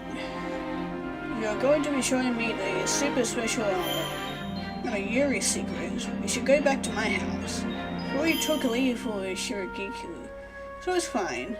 Sure, she has eyes. I know she knows where we'll go. Whatever good that'll do her. Okay, where is that? Oh, Shiro-sama, did you trust me? Why should I? Good question, Smiley winks, but just trust me. Easily with which I do. Ambi leads me into the forest surrounding the Moonflower Castle to draw a modern version or what passes for it. These times of teleportation glyph. Stylized, but clearly one that Shiragiku has brought with her to this age. Ambi takes a hand, a gloved hand, with a flash of light. We step out into a small but noble cottage in the woods. Despite how almost completely overgrown by a Feywild, it has become ivy stripping the timber walls. Cottage stands contemplatively with a nearly regal bearing amidst a vicious green. Timber is the building medium of choice due to an ancient adage about earthquakes, though none will shake until the camellias fall. 10 years from now, no matter how substantially built, this cottage too will fall. Houses nested in wildflowers, with starry moss padding the crooked stone path to the front door. Path seems to circle the extensive garden, one enormous tree cut apart from the rest of the forest, shading the house from view. Sakura blossoms fall petal by petal, scattering on the wind as we approach the door. Lights are on, Ambi mutters darkly. Through the curtains of one dusty window, there is a glow. 2 foxtails swish behind me. Second surprised me on recent nights. I haven't thought about it over much. Find my mind locking in every thought. I thought this was your home. It is, Smiley tightens their grip.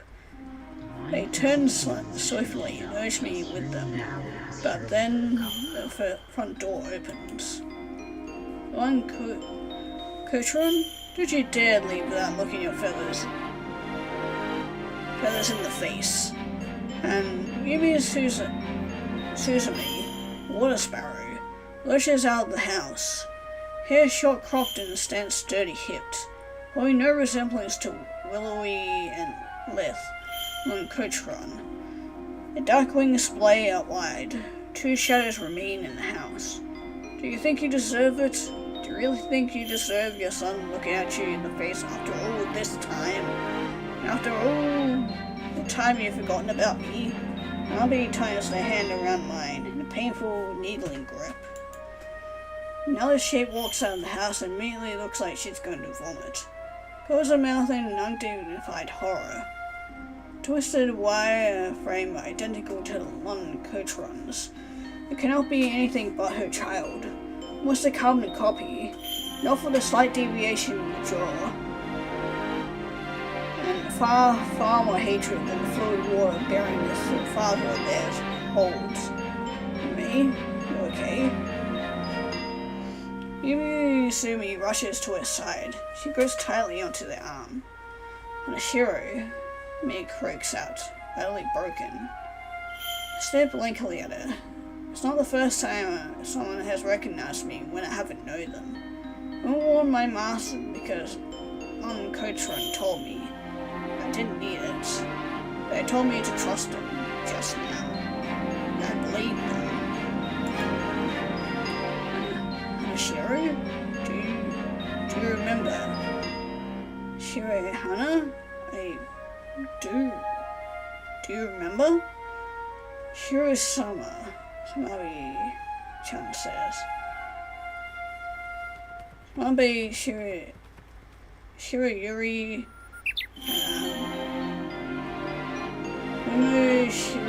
yeah, that word. Shiro-hana, Mushi, it's not Smiley-chan, no.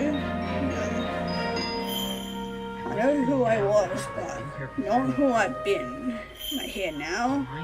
Have I been here before? Do I remember? Are you asking me if I remember who showed me the door? To the first floor to the kingdom of heaven, more and more. There are kicks in my chest, and my composure is impeccable. No, I don't know you. My little sister. Shirahina's, not by blood, but something stronger than you have to, please. We grew up as children, No, I don't remember. This is dispassionate and cold.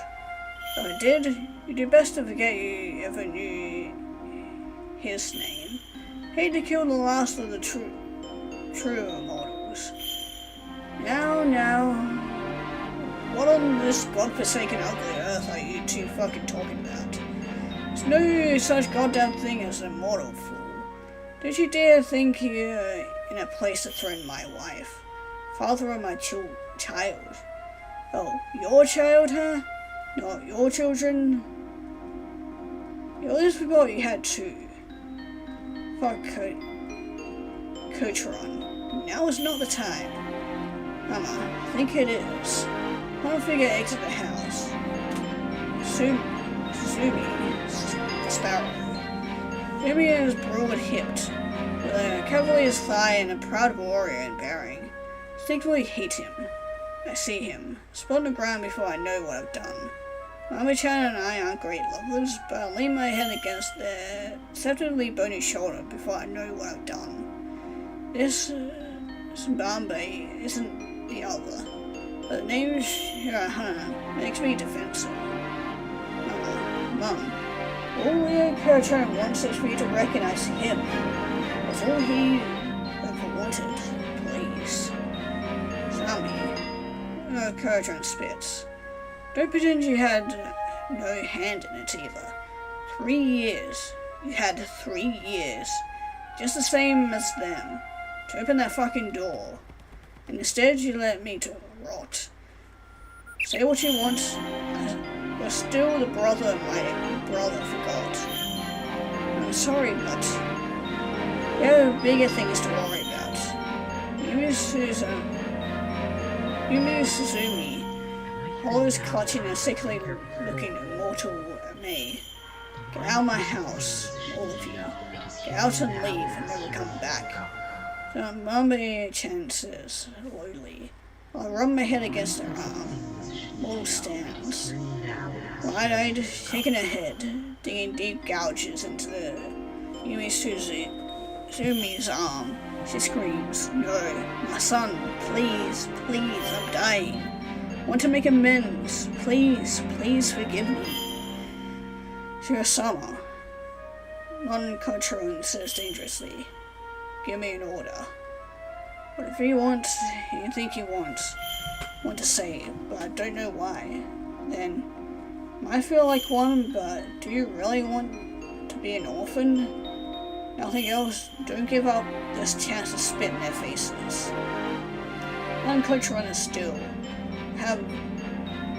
Then they sigh and pull me along into the house, ushering the rest of their family inside.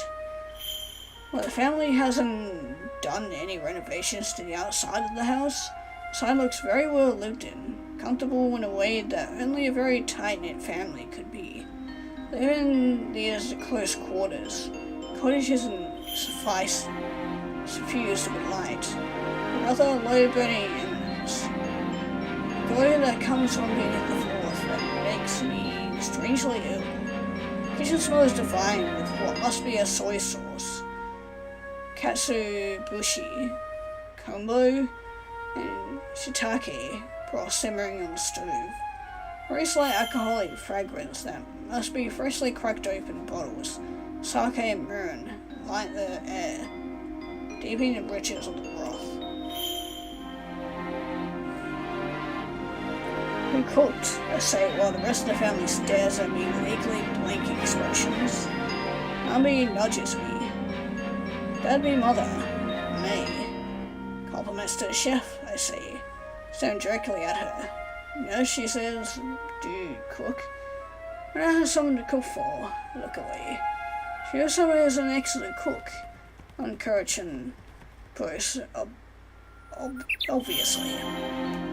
All with the effect of seeming oblivious. First off, who the goddamn fuck do you think you?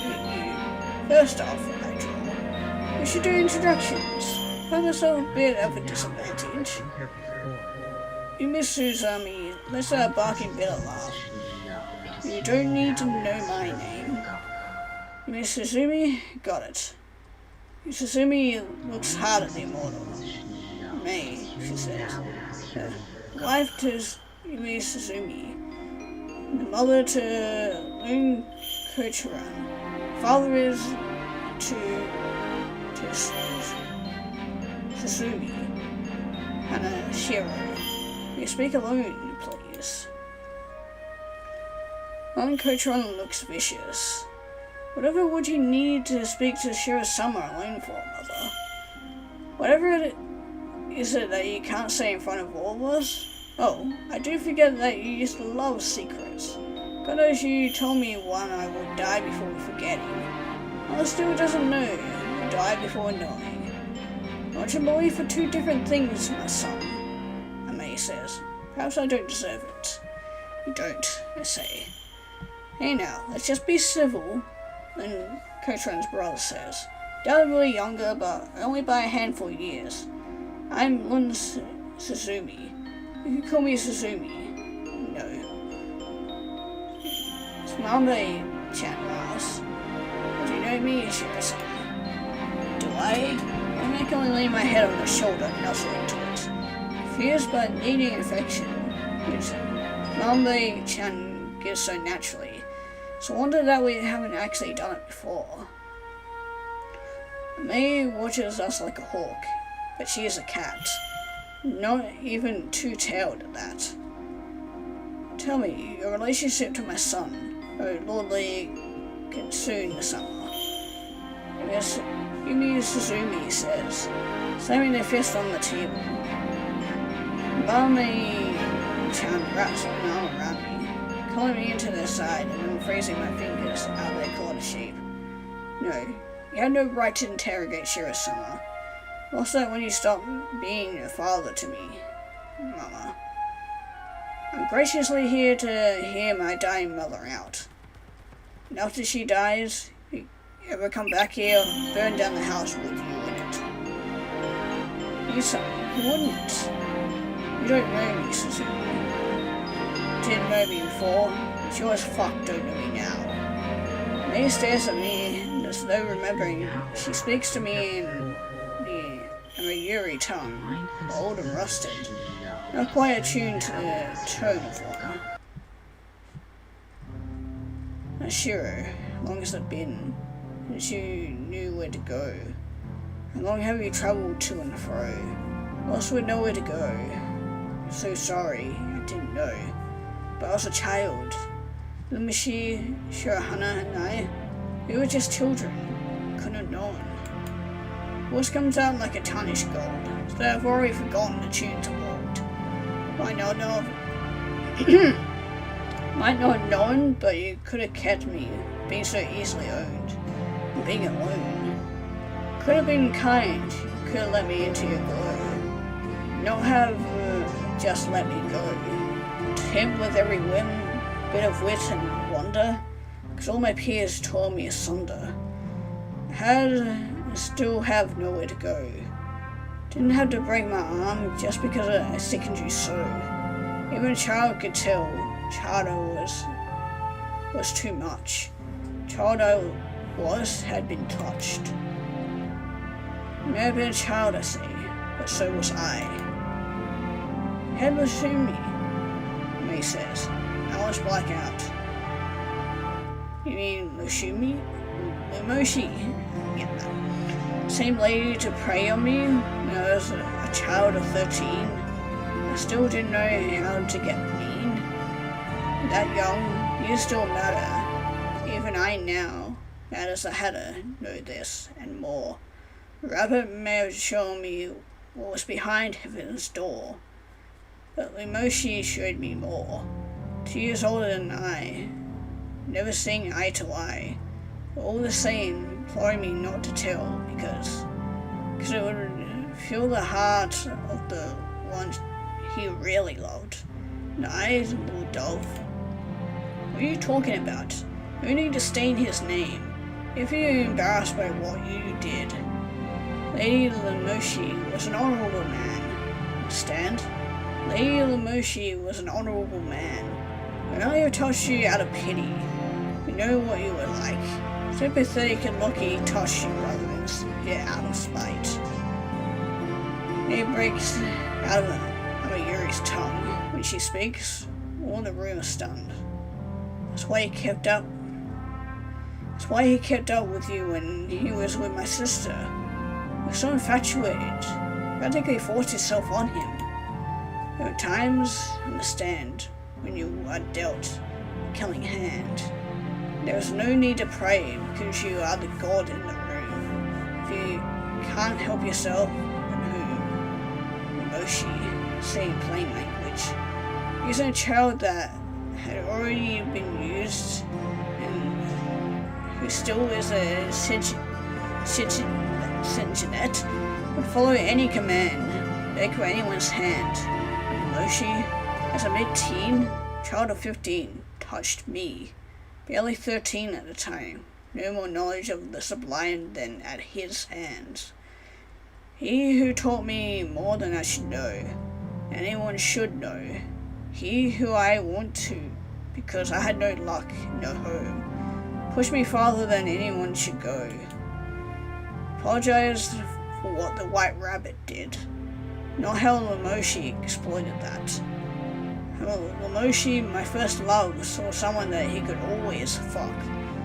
How he lucked out. He, the Lady of Luck, saw the god, who the gods saw. The gods saw. Let fuck me. Child, the gods knew one of their esteemed would fuck on a whim. I, the swan, who swam so far I would sink for him. You're dying of me. Do not think yourself worthy of forgiveness when you've done nothing to merit it. When all the time you have done nothing except forgive your sister's husband, who you must know. You must see that Lemoshi only ever loved her as a surrogate for me. I black out.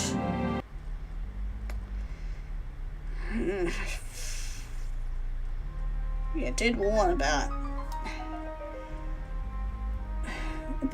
that. But yeah, Jesus fucking Christ, so yeah, they obviously had a really fucked up family. I mean, it wasn't necessarily a family member that, did that to her, but Hammerly is obviously putting all the blame onto her and trying to say that she seduced the guy and whatnot into touching them and whatnot, so yeah, there definitely are some people out there that should not have children at all, ever. Okay, 7. Septum. Could do nothing but watch and assure as their cloud hair grows and swallows them whole. May not have known. Mother, what have you done? But I know you have hurt someone.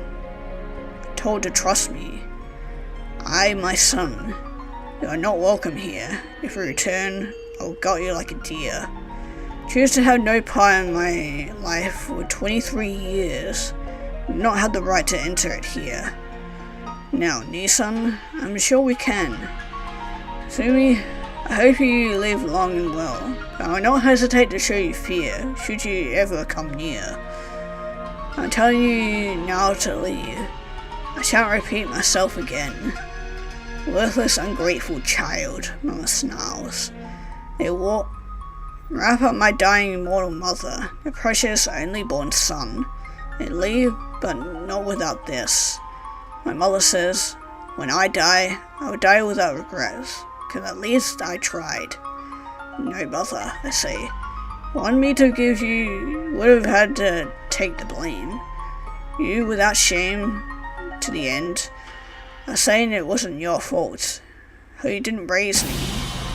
How you let me come into us for 3 years in a room that did nothing but collect dust and rust. Forsaken like a forgotten shrine. If I had died before my time, you wouldn't have even known. You would have said it was the god's fault, not your own. If the only way you could survive eternity was by killing yourself, you will blame us through all these years, then die, Mother. In a sacred shade of fear. Shut them out of the house and do what I showed back then. I walled the house from prying eyes using paper talisman, easily forgetting by the scent of the Hanashiro in my nose. Some sort of smoky ginger and sharp scallion, tempered by the raw sugarcane of their sweet, the summer cloud of their hair.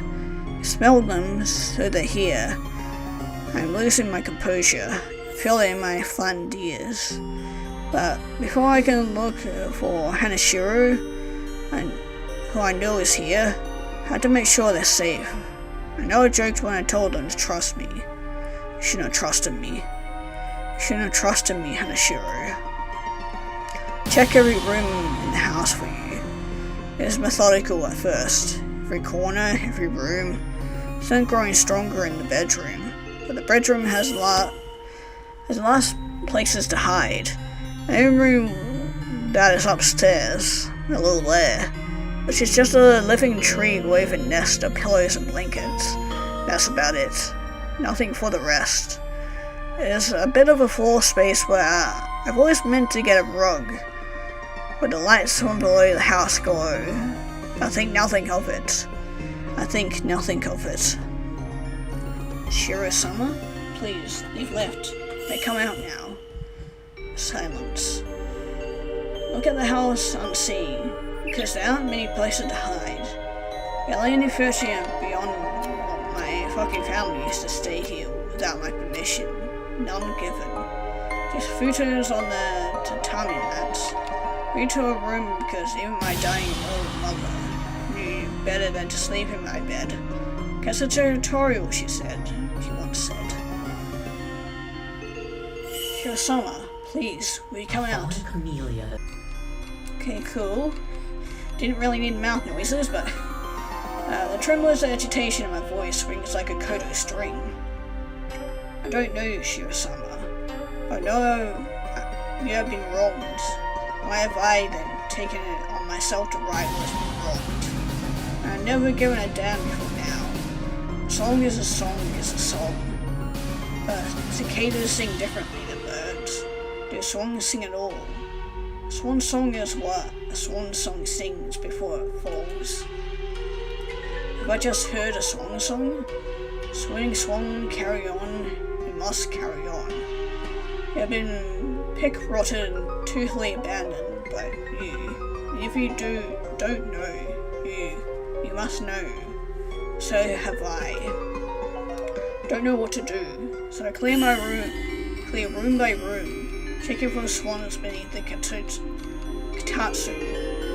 Then plug the couch, chase lounge, lanterns, crowd of swarming butterflies, take a route in the outside netted room. One I wanted to show you, so you can watch through the veil, sakura bloom. Tear the house apart, room by room by room. Nothing. Nashiro, please say something. A fallen camellia. Please say something. Every time. Nashiro, every petal falling. Make some sort of sound.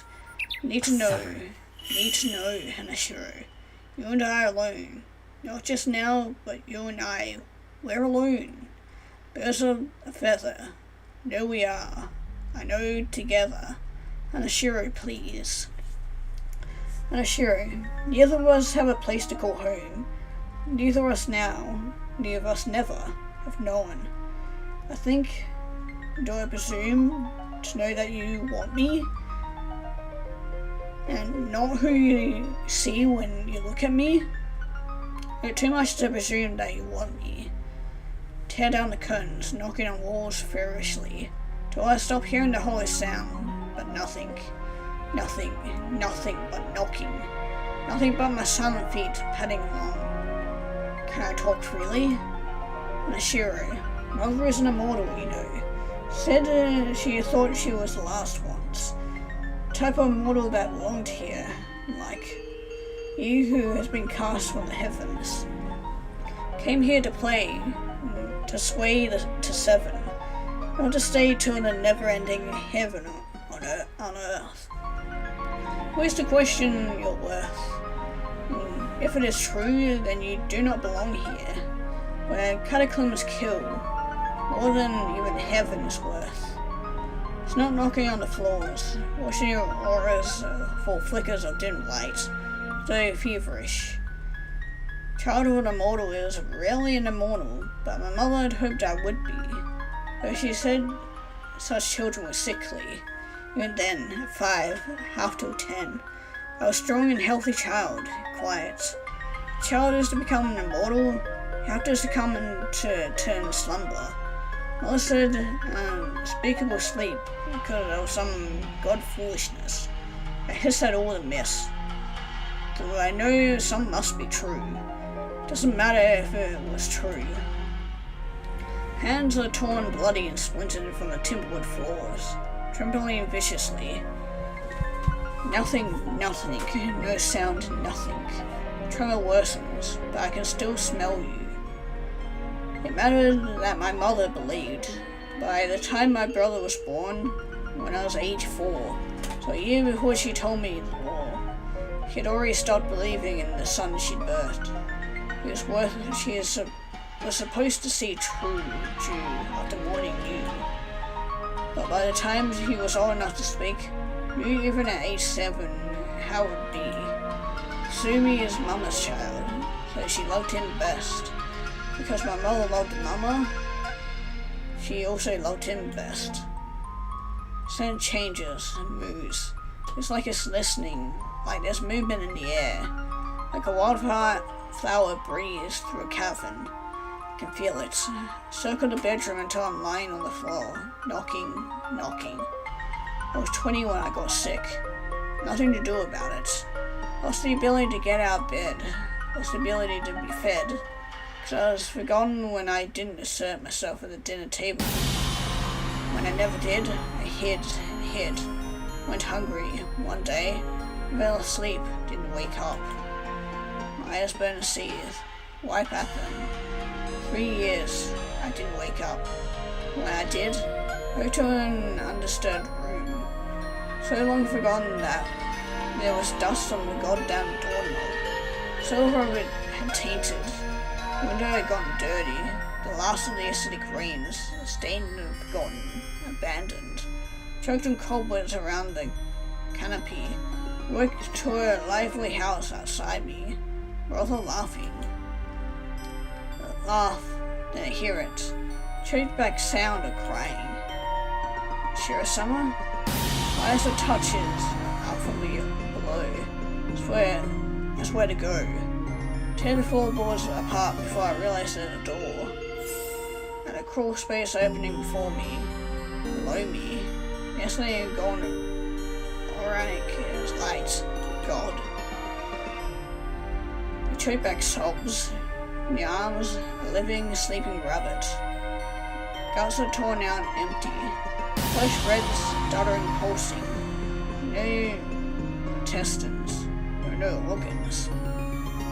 Only the petals of lost viscera, nested with the matted pattern of petals that say, a rabbit lived here. Take the rabbit from your arms, and open the glass windowed wall, faintly from our arms and into the favorites.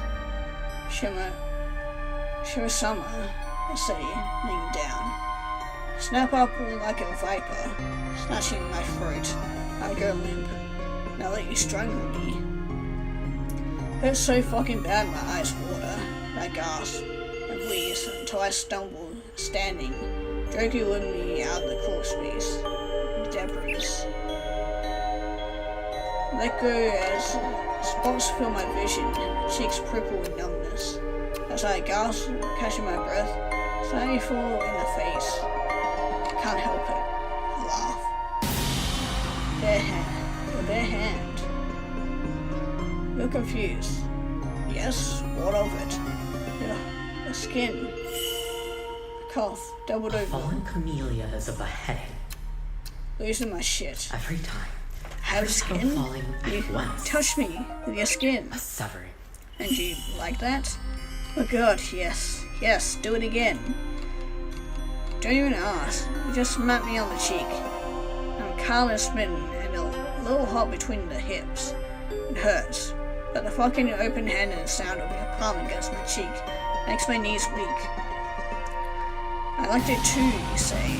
I was wary, I was shy. Thank fucking God you're alive. Not that as though I can die, right now, today, not for another. Some odd years, 10 I think. A little less than. I don't want to think about that. You made a mess, you sniff. Oh, shut the fuck up. I was worried. You don't have to be such a little bitch. Me? I'm the bitch? Who said they'd just kill their entire family if they ever saw them again? Bet you don't even have a family, say, and instantly regret it. No, you say. I don't know what it's like to have a family, but you're right, in a way. Two of us are ugly ducklings. Little singet nets that no one would believe would ever become something. Look up at me, clear-eyed as a babbling brook. Become a swan that never sang. I was mute throughout most of my childhood. Sometimes I still find myself mute again. A fallen chameleon has a Hanashiro beheading. swishes their three kitsune tails. Every petal Though falling I'm getting better at it once. anyway. What I mean to say is that I heard what you said and I agree. I think it's too late for me, but I often teach you Amayuri secrets. Power I know, so that you could leave. So that you could free yourself from Shiroku's trust. That maybe I could have someone. It's only fair. I do want you like that, I say. For you know, lost and shit. Like, I'd be lying if I haven't acted thinking of fucking your thighs, but that's not what I want. It's not why. Why then, you say? Looking up at me with too much cleverness to be guileless. Gosh, you're funny. You're weird and interesting and, like, openly bitchy. It's fucking hilarious to be around you. Cause you just make me stupid. Such an idiot to make me stupid. When I first met you, I thought, are you stupid or am I? Think we bring it out in each other. Idiot, I laugh. Yeah, the horny idiot. That kinda sounds like me. Yeah, you got me there, I smile. I say, you make me laugh and you cooked for me, even when you didn't know. Cooked for me, just... It's hard. Don't know how to. Moshi never ate with me. He didn't, either. Do you want to know the story? Yeah. But can you, like, make it magic and clean my house that I tore up for you? Esteemed and gracious Shiro-sama, most merciful and proud Shiro-sama? Shima rolls her eyes. Yes, fine. Drop off for me, will you, darling? Piss. Are you, like, going to get naked in front of me? Can I also? That depends on how big your mouth is. Not very. Oh, very, I hope. Sure produces the most long-suffering sigh. We'll manage. I've been in space-time a bit. Happy? Kiss, kiss. Shiro offers her cheek, and it is only the tremor and the soft flesh of their arm gives away what just happened. Gold's stomach is sealed back up. Good as new. I pinch the fat of it between my fingers, while Shiro snares the knob of my wrist between their extended claws and nips into it just a little. Then I twist my pinch of stomach, and they pinch until their claws touch. A neat tiny little hole in my wrist. I yowl and flap my hand to loosen it. What's so mean? In all our acquaintance, have you ever seen me being nice? Yes. I sure scrunches her brow. When? Just kiss me. I say that, but then I lean down to kiss her mouth, as it opens for a retort. Because their soft lips are already open, it's easy to deepen the kiss. Makes it rich and sweltering. just with a sort of swipe of tongue. When I pulled back, Ashura chased me with open mouth kisses, desperately tender. Ashura turns away, wiping their mouth. Filthy, watch me, serpent. Oh, almighty Shiro-sama, wants to be sold or spoiled?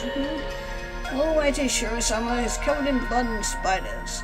There's immense delight of your puny mortal life with lights on pajamas and freshly scented soup. Oh well, the Almighty says so. Okay, so very bright and hurting my eyes. And we're out to 8, Octo.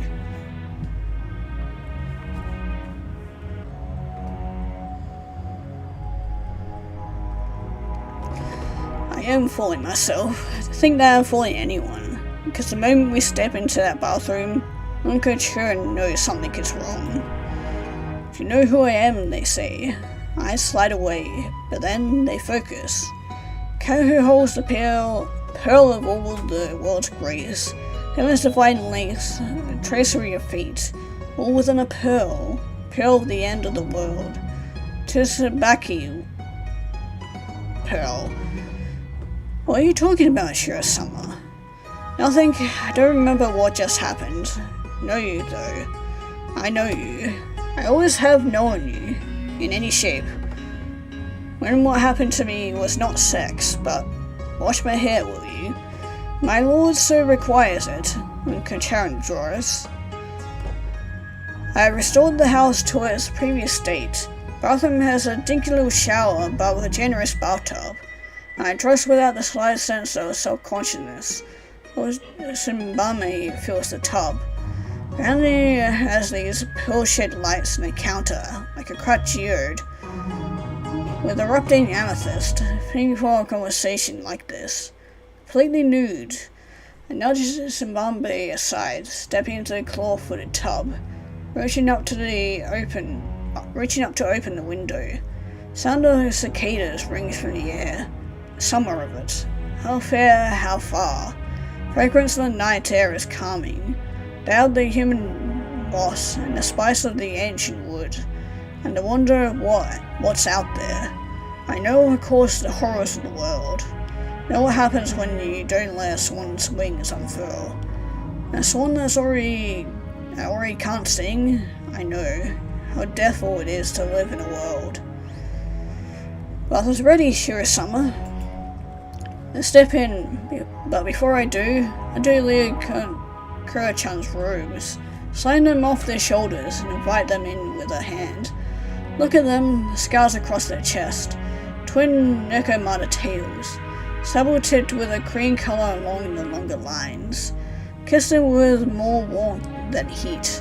Invite them to touch me, placing one of their hands on my soft waist. Drizzle shampoo in their palms and start running their hands through my hair. Purely functional motions. Lean my head against their hard chest. Blue Contran, what is it that you want to know about me? Nothing you would not give. Doesn't matter right now what happened to me once. Matters what will. 10 years? Mambe and Blue Contran. When the Camellias fall, I will die. Can ask me why. I don't want to. I nod, and their hands tremble as they run conditioner through my hair. Then their palms run their way down my back. Nuzzle my face into their shoulder. My hard knotted burn scar resides. Is one reason to live enough to counter the 1,000 to die? I asked. No, Mummy says. I went no, it isn't. I knew that. I already knew. But, Smartbee says, open up my shoulders, run the bubbles down my soft arms. It's a place to start. How do I start then? Say, kiss a knobby bone of the shoulder joint. Smartbee rest their cheek atop my head. Start like this, with one whoosh. Lord Jesus, I, Hanashiro. I wish I could remember why I was alive. What left is there to strive for? When I see myself see myself only in patterns of what was once done to me. What forever will be. I want to stop thinking about Shirayami when you touch me, Sumbabe-chan, because... Take a breath. I feel at my spine, my tails flicker, number, and rise. 9. Because I want it to be. I want it to be us. I want us to be something. Something other than what once was. But I don't know anything outside of what once was. I want to look at you and stop remembering, because you aren't him. You aren't Yuri. I'm not 13 anymore. Not 13, 15, 16, done, 19 still, 21. I made myself into someone even though I lost someone, and that someone was me. Somebody else now. Still somebody. 9 foxtails shiver and flick, and the points of my horns shine. I was somebody then, even when no one noticed me. Someone who gave me advice once. His name was Seigo Noran, and they were a cat too. And I don't remember if it was a dream, just another dream with you before we met. Do I regret? Can't say. I don't know the way. They say that what happened to me, what the White Rabbit did, he could have only done in the willful ignorance of everyone around me. Every Amayuri in the vicinity, though those who knew better didn't. Like Shiragiku, who still refuses to see the immortal, scholar, cultivator of heavenly knowledge, archivist, librarian, the academic, and the guy through the last university where they studied heaven's net.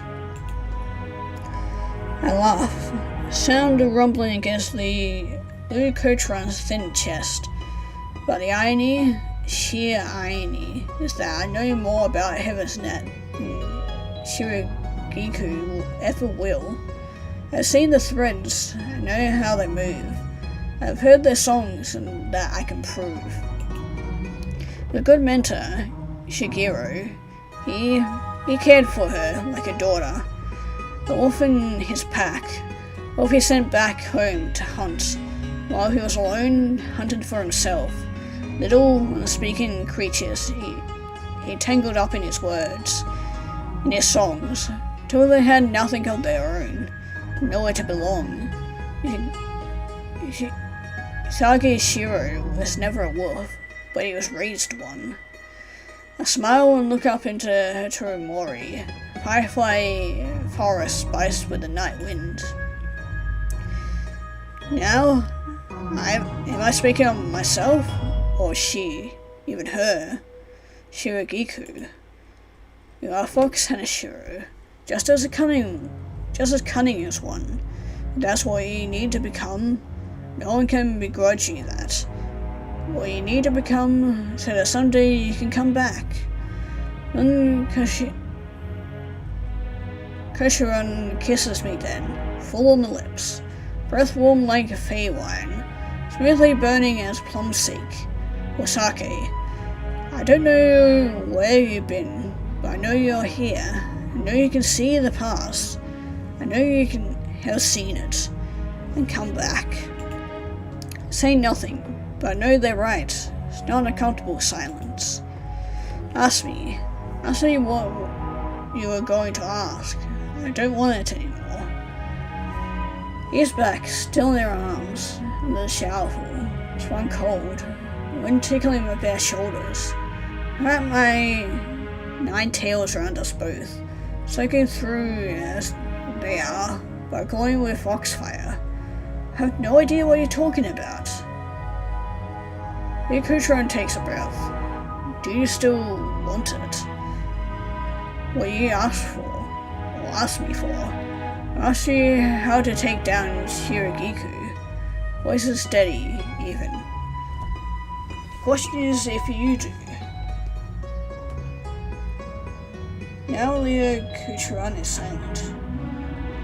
just want to go home. I want to say to Dharma. Have someone say, that word. I want this house. I want to take my sanctuary. This house my family has invaded. I want to live here with you. Now that I don't have to live in terror of my family finding me again, mother is dead, not dying. I never had anyone else. You, Shiro-sama, have reminded me what desire is. What it is to desire. To want something for myself.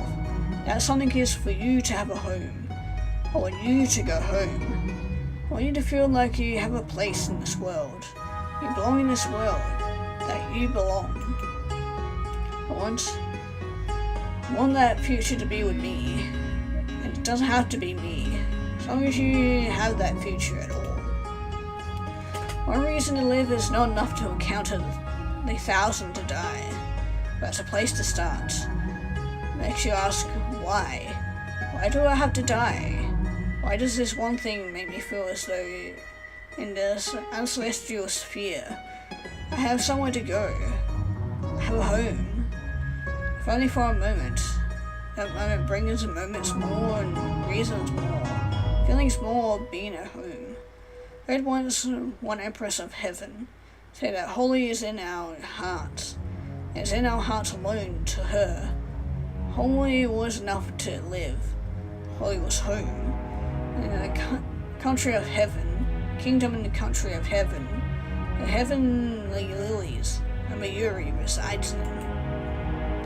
I believe in holy, but I believe in home. I don't think home is in our hearts alone, but I do think you could possibly someday maybe find it in the slow ash, burning hearth and the glow. Oh, woe of those that have passed, and the death of those holy lives that we should have lived whole. But I think maybe you can find that here, in a splintered cottage overrun by ivy, in an unmarked path in the Firefly Forest. We could. Kontaro doesn't look at me. Couldn't help each other be home. Sometimes we'll leave it. You'll go back to if, where, and when. And here, there, and then. You'll go back to not knowing. But when you return, it'll be here for you. You'll say, Tadama. And I'll say that word. Then we can be home together. Only until you leave again. Kontaro shuts off the shower.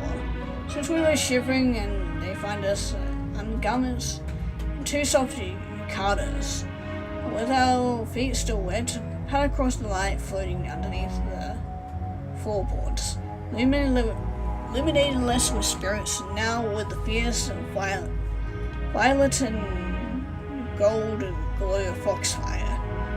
Imitating menace, ire, but light so gentle, so warm. Felt a touch, whisper much softer than the screaming that went on today, when both of us stopped being prey. Carter is panned with Sabaki, and still decided on what will happen in 10 years from now. I know what will happen, know what I will make happen, but for once, for just a second, imagine something else. Think of living here, handling my body. I think of living as I look at Lou Kotra and Sakura scattered yukata.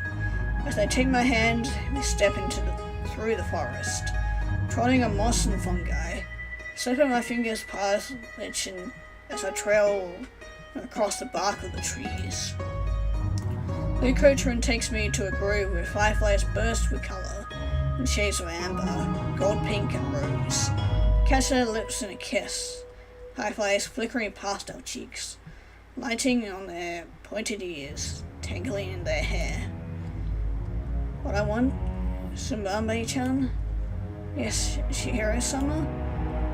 I know a little luck, but I've learned recently that you are not doomed to end up being fucked over.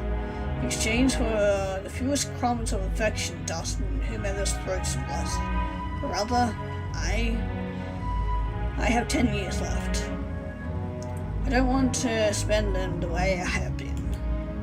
The creature's eyes shimmer, glitter, and sparkle. Is that yes then? You would give me a chance? Look down at them imperiously. Not as though you are doing the insult asking me to marry you. The creature says nothing, but her eyes glint. Okay, oh shut up. Kiss me. Demanding. Haven't you heard you had to be polite to your betters? Creature makes a show of looking around. I don't see any, Shira Summer. Why you? Chase her across the grove as they light off through the forest. Fireflies swarming after their waving twin tails. And I thank Shira Rangiku for the gift of them, because even if she hadn't intended it, it couldn't much made us better if she tried, which I'm sure she didn't, or would have lied about. So whether or not she'd had a hand in us coming to adore each other, well, take the credit where credit was due. And I owe you, Luke Coachron, making me see there is a chance, however slim, that there's still some games on heaven on earth that I could win. The lights, however dim and dimming, with the swarms of fireflies in the night, the gentle crisp fire spice of ancient bark, and twilight song of lunar lark. I look at the house overrun by garden, just the slightest illumination through the bathroom window from afar, and I feel, for once, I could inhabit my body, even if there's the kicking pound of flesh in my chest. White Rabbit in my seized heart settles on his hot haunches, then springs me into a rapid run, a race, a chase for fun, one prey to another one. 9 of them.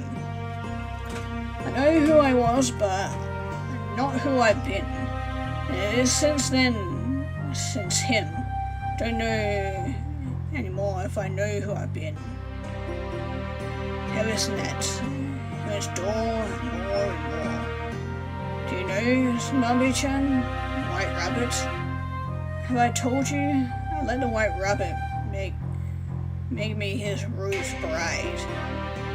He told me about Heaven's net. I saw Heaven's door more and more. I saw. I know who I am, but not who I was, nor who I've been. I don't know how to win. Don't know who you are. Snubbly, how can you expect me to love you? How can you expect me not to love you? You have been loyal and kind to a dime. Been here in mine, sweeter than lime. You who have tasted my cookie, declared it sublime. Will you eat this for me? Delicious. Blacked out last night. Said you wanted to try something different from what we usually do. She tied me up, just with all the days to go, soaking slow. Then you said you wanted to try something different. Different only now? With all these days to go? Thought you were going to stab me. Would have let you. Thought it would be the day you would finally cut me open, flay flesh from bone, sign me yourself at home. Instead, you tender hooked me, touching me at the gentlest you neverest you wouldn't, ever darest. I wouldn't, I couldn't, I didn't, I wanted. Zombie, why do you touch me so kindly? Don't you want to cut me? Want to be kind? Why? Being annoying. Remember the moment you decided to be kind? Pressed, God bless, and then blacked out?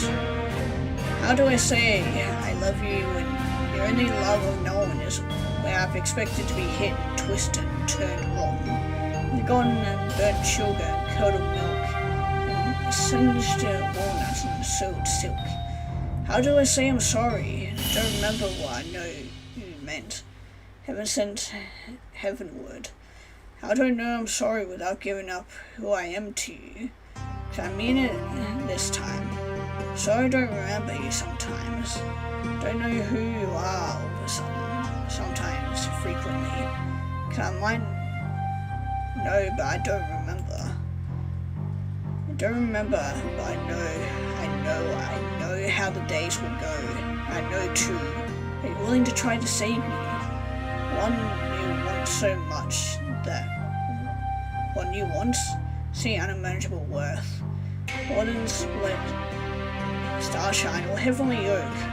More than the precious of pearl and the fairest of folk. Will try to keep me from ascending sublime. In time, we will know if it was enough. Till then, I love you without words, without being certain, because to be certain is to say what I said to him, who struck me on a wild whim, fucked me on a whim, got me up inside him, who made me complicit, to say I did it. I wanted it too, so that I couldn't point to him and say you, because it was me too. How am I supposed to say I love you after that? How am I supposed to know what it means? Form it in my mouth, instead of a fucking cum stain on the sheets when things go south. I'll cook for you, he and I didn't eat together. Ate with Shiragiku, who never knew, and still doesn't.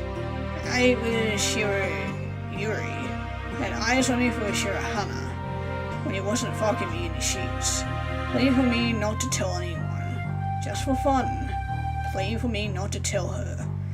When he and Shirahina fell in pet love, and I, new dove, was left with him, never eating with him, never eating.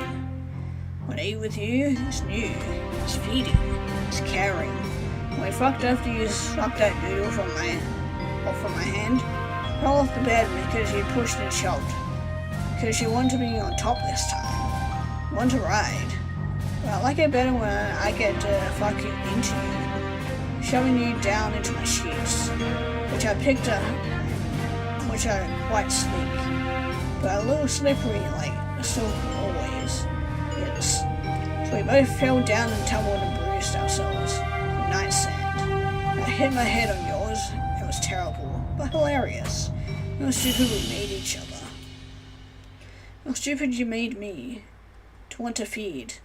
To want to care for you in the ways you cared for me. By buying me living things for my room. Or for the room. Fish of yours. Yes, Mom and I. Yes, I know. Noticed more and more appearing after you caught me. Holding one of them. Gently rolling it in my hands. Said no being mean to Marimo-chan, or else you bust in and say, what's going on? I kiss you and put the Marimo back in her home. Before I known, there were more of them to own. Kurika-chan, shall we eat together? Kurika-chan, shall we eat together? Two of us, birds of a feather. Nine-tailed fox Nakamata together. Shall we dine together, whatever the weather, forever and ever? Kurika-chan, asked me to marry you a week ago. Hanashiro. I'm not asking if you say no, or you'll say no. Ask me. I don't know. Don't you want to ask me? You fucking bastard. Ask me. Well, I won't ask you if you're going to be a bitch. I swear I'm going to throttle you. Will you marry me, Benkenko?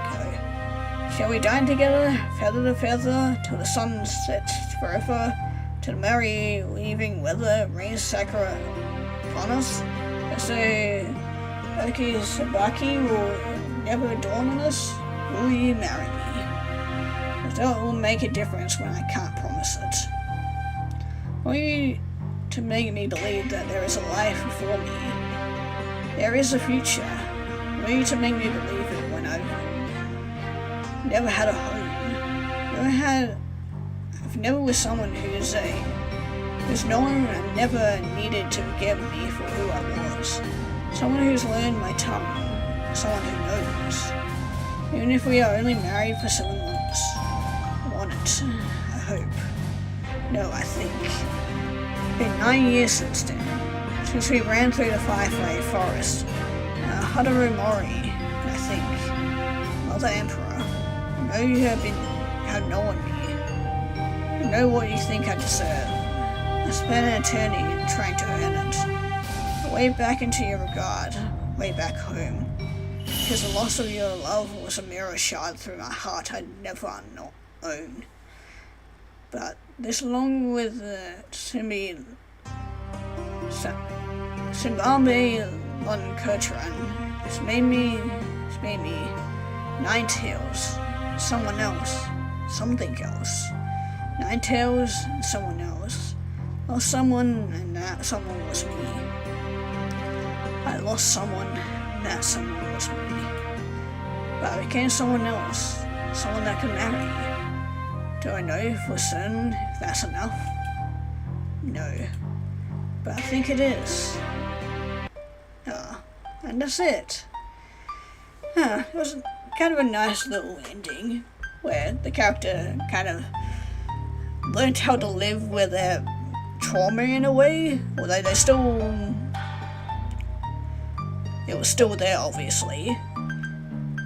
I don't know if the rabbit was meant to kind of represent the trauma that was within him, and then at some point during that whole kerfuffle with the family, and they finally let it out, and they were able to somewhat let go of it. But yeah, having to live with trauma and deal with it and get the help you need for it is very, very tricky. And yeah, I honestly can't imagine having to go through living with it, because there's so many different types of trauma, and it's different for every person, and trying to recover and get help for it is different for each person as well, so.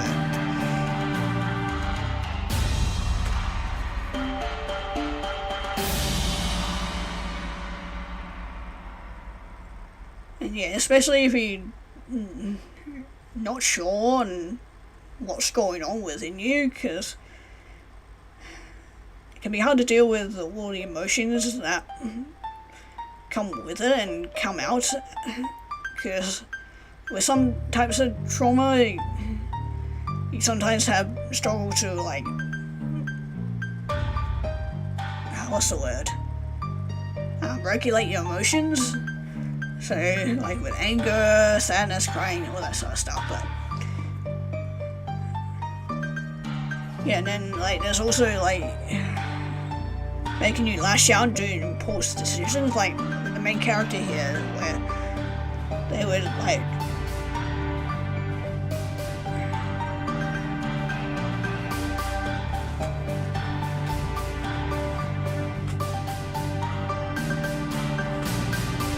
whether it would be like trying to please everybody, or